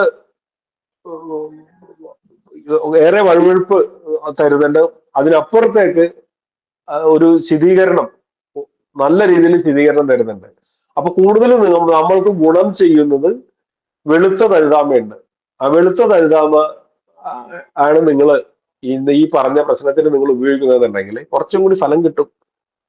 അതാണ് എനിക്ക് ഈ ക്രിയാറ്റിന്റെ ഭാഗത്തൊക്കെ എന്റെ നിഗമനവും അന്വേഷണവും ഒക്കെ നടത്തിയിട്ട് ഞാൻ മനസ്സിലാക്കിയിരിക്കുന്നത്. പാവക്കയുടെ പൂവ് എപ്പോഴും നമ്മൾ ശ്രദ്ധിച്ചോ, പാവക്ക തണുപ്പാണ്, പക്ഷെ പൂക്കൾ മഞ്ഞയാണ്. നിങ്ങൾ കുക്കുംബർ കഴിച്ചോ, നിങ്ങളുടെ ശരീരം ശീതീകരിക്കപ്പെടും, പക്ഷെ കുക്കുംബറിന്റെ പൂവ് മഞ്ഞ നിറമാണ്. നിങ്ങൾ കുമ്പളങ്ങ നല്ല രീതിയിൽ കഴിച്ചോ, നിങ്ങളുടെ ശരീരം ശീതീകരിക്കപ്പെടും, പക്ഷെ കുമ്പളങ്ങയുടെ പൂവ് മഞ്ഞ നിറമാണ്. നിങ്ങൾ മത്തങ്ങ ധാരാളം കഴിച്ചോളൂ, നിങ്ങൾക്ക് നല്ല തണുപ്പ് അനുഭവപ്പെടും, പക്ഷെ മത്തങ്ങയുടെ പൂവ് മഞ്ഞ നിറമാണ്. നിങ്ങൾ കണിക്കൊന്ന അത് പൂക്കുന്നത് നല്ല വേനൽക്കാലത്താണ്, നിങ്ങളുടെ കണ്ണിന് ആ സമയത്ത് തണുപ്പ് പ്രദാനം ചെയ്യുന്ന നിറം എന്ന് പറയുന്നത് മഞ്ഞയാണ്. അങ്ങനെ എത്ര, ഇപ്പൊ നിലക്കടല തണുപ്പാണ്, നിലക്കടലിന്റെ പൂവ് നിങ്ങൾ എടുത്തോളൂ, മഞ്ഞ നിറമാണ്. അപ്പൊ അടയാള സിദ്ധാന്തവും അടിസ്ഥാന സിദ്ധാന്തവും കൂട്ടിക്കലർത്തി നിങ്ങൾ ആയുർവേദത്തെ പഠിക്കാനായിട്ട് ശ്രമിച്ചു കഴിഞ്ഞാൽ ഒരുപക്ഷെ നിങ്ങൾക്ക് കുറേയും കൂടി ആഴത്തില് അഗാധമായിട്ട് തന്നെ നിങ്ങൾക്ക് ഈ ആയുർവേദ തത്വത്തെ നിങ്ങൾക്ക് മനസ്സിലാക്കാൻ സാധിക്കും എന്ന് പറഞ്ഞ് ഞാൻ തൽക്കാലം പിൻവലിയുന്നു. നന്ദി, നമസ്തേ.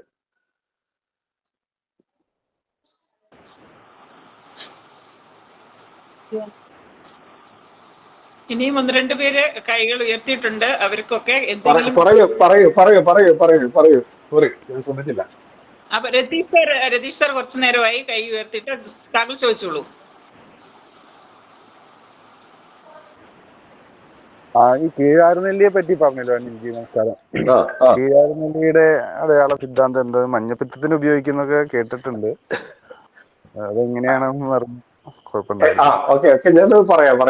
സോറി, എന്താന്നാ നമ്മളുടെ ഗ്രൂപ്പില് 1 മണിക്കൂറാണ് ഈ ഗ്രൂപ്പ് അഡ്മിന്മാരെ തരുള്ളൂ. പക്ഷെ എനിക്ക് പറയാനായിട്ട് താല്പര്യം ഉണ്ടെങ്കിൽ പോലും ഒരു വ്യക്തമായ നിയമമുള്ളതാണ് നമ്മളുടെ ഗ്രൂപ്പ്. അതുകൊണ്ടാണ് അവർ 1 മണിക്കൂറിന് ഞാൻ അവരോട് ചോദിച്ചത് പറയാൻ സമയമുണ്ടോ എന്നുള്ളത് ചോദിച്ചത്. അത് ഞാൻ പറയാം, പക്ഷെ അഡ്മിൻ അനുവദിക്കുകയാണെങ്കിൽ. അതുകൂടി പറഞ്ഞിട്ട് നമുക്ക് വൈൻഡ് അപ്പ് ചെയ്യാം. കാരണം ആള് കുറെ നേരമായി ഹാൻഡ് റൈസ് ചെയ്ത് വെയിറ്റ് ചെയ്യണത്. ബാക്കിയുള്ളതൊക്കെ നമുക്ക് ഇനി ഗ്രൂപ്പിൽ സംസാരിക്കാം. ഓക്കെ. അതിന്റെ ഒരു പ്രത്യേകത എന്ന് പറയുന്നത് ഏറ്റവും കൂടുതൽ മഞ്ഞപ്പിത്തം ഉണ്ടാവുന്നത്. ഇതിന്റെ അടയാള സിദ്ധാന്തം ഇതാണ്: ഏറ്റവും കൂടുതൽ മഞ്ഞപ്പിത്തം ഉണ്ടാവുന്നത് മഴക്കാലത്താണ്, പിന്നീട് വേനൽക്കാലത്തും. എന്താ അങ്ങനെ രണ്ട് കാര്യങ്ങൾ പറഞ്ഞെന്ന് വെച്ചാൽ, രണ്ടിനും നമ്മൾ കണ്ടുപിടിക്കേണ്ടതും ചിന്തിക്കേണ്ടതായിട്ടൊരു ഭാഗമുണ്ട്. ആരുടെയോ മൈക്ക് ഓൺ ആണ്, ഒന്ന് ഓഫ് ആക്കാവോ?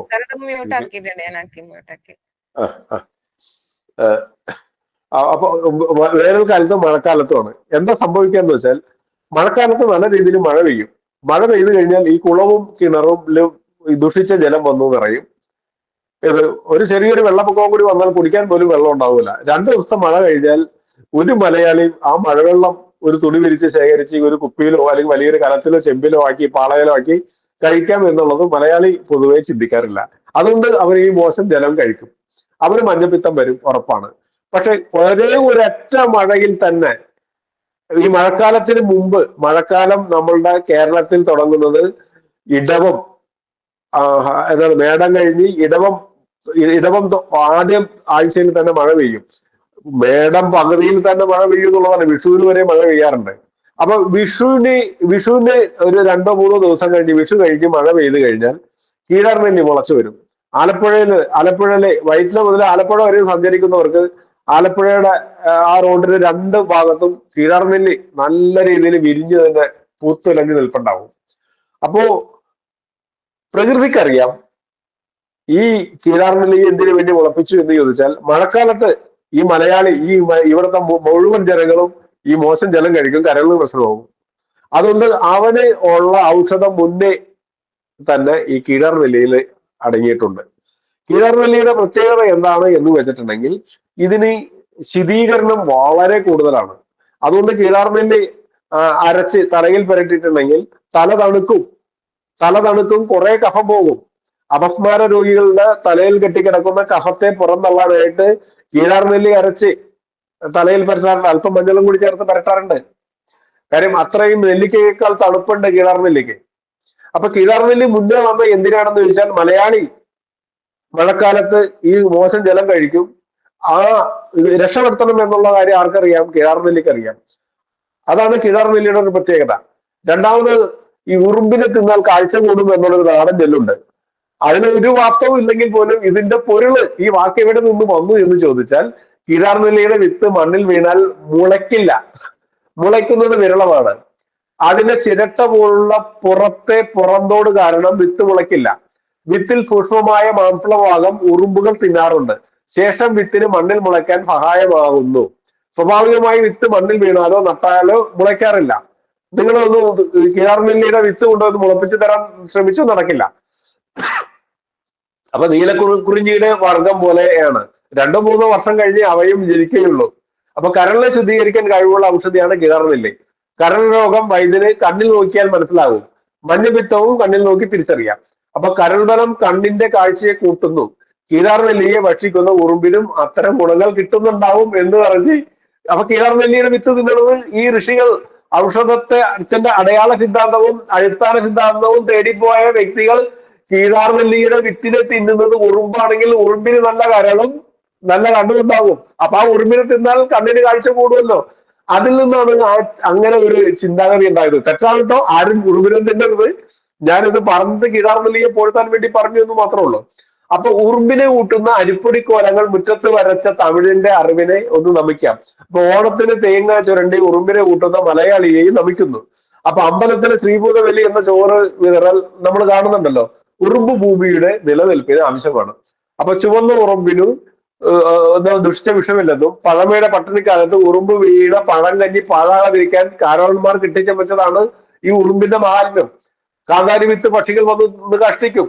പക്ഷിയുടെ വയറ്റിലെ ചൂട് വിത്തിലെ അമലാവസ്ഥ ഇല്ലാതാക്കുന്നു. അത് മണ്ണിൽ വീണാൽ മുളയ്ക്കും. അല്ലാതെ കർഷകൻ കാന്താരി നട്ടാൽ മുളയ്ക്കില്ല, മുളയ്ക്കാൻ സാധ്യത കുറവാണ്. പിന്നെ ഇളം ചൂടുള്ള കഞ്ഞിവെള്ളത്തിൽ കാന്താരി വിത്തുകൾ 1 ദിവസം ഇട്ടതിന് ശേഷം പാകിയാൽ മുളയ്ക്കും. എന്തായാലും കാന്താരി വിത്തുകൾ മനുഷ്യനിലും ദഹിക്കില്ല, അത് മരത്തിലൂടെ പുറന്തള്ളും. കീഴാർനെല്ലി അകത്ത് കഴിക്കാൻ ഉപയോഗിക്കുമ്പോൾ മൂത്ത വിത്തുകൾ ഒഴിവാക്കുക, ഇളം കൊമ്പ് മാത്രം ഉപയോഗിക്കുക. ഇതാണ് ഇതിന്റെ അടിസ്ഥാന സിദ്ധാന്തം എന്ന് പറയുന്നത്. അടയാള സിദ്ധാന്തം ഞാൻ പറഞ്ഞു, പക്ഷെ ഇതിന്റെ അടിസ്ഥാന സിദ്ധാന്തം എന്ത് ചെയ്യണം? കീഴാർനെല്ലി നിങ്ങൾ സമൂലം അരച്ച് കഴിച്ചാൽ ആ രോഗി ചത്തുപോകും. ഇവിടുത്തെ യുക്തിവാദികൾ പറയുന്ന പോലെ കീഴാർനെല്ലി കഴിച്ചാൽ കരളിന് ദോഷം വരും എന്ന് പറയുന്നതിന്റെ കാരണം കീഴാർനെല്ലിയുടെ കൂമ്പ് ഉപയോഗിക്കണം. അപ്പൊ കീഴാർനെല്ലി എന്ന് കേൾക്കുമ്പോൾ മഞ്ഞപ്പിത്തം എന്ന കരൾ രോഗം ഓർമ്മ വരും. കരൾ ശുദ്ധമാണെങ്കിൽ കാഴ്ചയും ശുദ്ധം തന്നെ. മുന്തിരി വലിപ്പത്തിൽ കീഴാർനെല്ലിയുടെ ഇളം കൊമ്പ്, കയ്യോന്നി, ആ കയ്യോന്നി, വെളുത്ത ആവണക്ക് ഇവയുടെ തളിരില ഇവ കല്ലിൽ അരച്ച് 5 ഗ്രാം ജീരകം, ദഹനം കുറഞ്ഞവർ 1 സ്പൂൺ വേണമെങ്കിൽ ചേർക്കാം, 1 ഗ്രാം മഞ്ഞള് ഇവ ചേർത്ത് കരിക്കും വെള്ളത്തിലോ അല്ലെങ്കിൽ ആട്ടിൻ പാലിലോ രാവിലെ വെറും വയറ്റിൽ കഴിച്ചാൽ മഞ്ഞപ്പിത്തം ഇല്ലാതാകും. ഒരാഴ്ച വരെ പോലും കഴിക്കരുത്, 3 ദിവസമേ കഴിക്കാൻ പാടുള്ളൂ. എങ്കിലും ഈ ഒരു പ്രയോഗം കൊണ്ട് തന്നെ രോഗം മാറിയതായിട്ട് കാണുന്നുണ്ട്. ഇവ ഏറെ നാള് കഴിക്കാൻ പാടുള്ളതല്ല. അപ്പോൾ ഇത് കഴിക്കേണ്ടതിന്റെ പ്രത്യേകതയാണ് ഇതിന്റെ മൂത്ത ആ തൂങ്ങിക്കിടക്കുന്ന ഇതിന്റെ നെല്ല് എന്ന് പറയുന്ന ചെറിയ കീഴാറ് നെല്ല് താഴേക്ക് കിടക്കുന്ന അത് ഒരിക്കലും ദഹിക്കില്ല. ഇതിന്റെ ഇളം കൂമ്പാണ് കഴിക്കാൻ പാടുള്ളത്. ഇതാണ് അതിന്റെ അടിസ്ഥാന സിദ്ധാന്തം. അടയാള സിദ്ധാന്തം ഞാൻ ഈ പറഞ്ഞത് മഴക്ക് മുമ്പേ അത് വളരുന്നുണ്ട്. പിന്നെ ഇനി എന്താണ് ഇതിലെ അടയാള സിദ്ധാന്തം എന്ന് വീണ്ടും ഒന്ന് പറയുന്നത് കരളിന്റെ ചിത്രമോ അടയാളമോ ചെടിയിൽ കാണാൻ പറ്റിയില്ലായിരിക്കാം. ചില സസ്യങ്ങൾക്ക് അടിസ്ഥാന സിദ്ധാന്തമുണ്ട്. വേനലിൽ ഇലക്കറികൾ പ്രകൃതി വളർത്തുന്നില്ല, പകരം ശരീരത്തെ തണുപ്പിക്കുന്ന ചക്ക, മാങ്ങ, പനനൊങ്ക് എന്നിവ കൂടുതൽ ഉണ്ടാവുന്നുണ്ട്. മഴക്കാലം ഇതുണ്ടാകുമില്ല. അപ്പൊ മഴക്കാലം വാദത്തെ ചെറുക്കുന്ന സസ്യങ്ങൾ ഉണ്ടാവുന്നു. മഞ്ഞുകാലം അണ്ടിപ്പരിപ്പും ബദാം എന്നിവ അതുണ്ടാവുന്നുണ്ട്. മനസ്സിലാവുന്നുണ്ടോ? അപ്പൊ ഇലക്കറികൾ വെയിലേറ്റ് ആ സമയത്ത് ഉണങ്ങുകയും ചെയ്യും. അപ്പൊ മത്സ്യങ്ങളിൽ നെയ്യ് കൂടുന്ന അവസ്ഥ ഉണ്ടാവുന്നത് വൃശ്ചികം 1 മുതലാണ്. വൃശ്ചികം 1 മുതൽ മലയാളിയുടെ ബോധമില്ലായ്മ കൊണ്ട് ഒരു ദൈവത്തിന്റെ പേര് പറഞ്ഞ് ഇവൻ എന്ത് ചെയ്യും? മാംസവും കഴിക്കില്ല, മത്സ്യവും കഴിക്കില്ല. ഇവനൊക്കെയാണ് കുറെ നാൾ കഴിഞ്ഞിട്ട് ഉണങ്ങി ചുരുണ്ട് എന്താണ് ഉഷ്ണരോഗം വന്ന് മരിച്ചു പോകും. അങ്ങനെയാണ് ചില ആൾക്കാർ. അപ്പൊ ആ വാഴമ്പുളിയും ഓറഞ്ച് ലഭിക്കാൻ തുടങ്ങും ആ സമയത്ത്.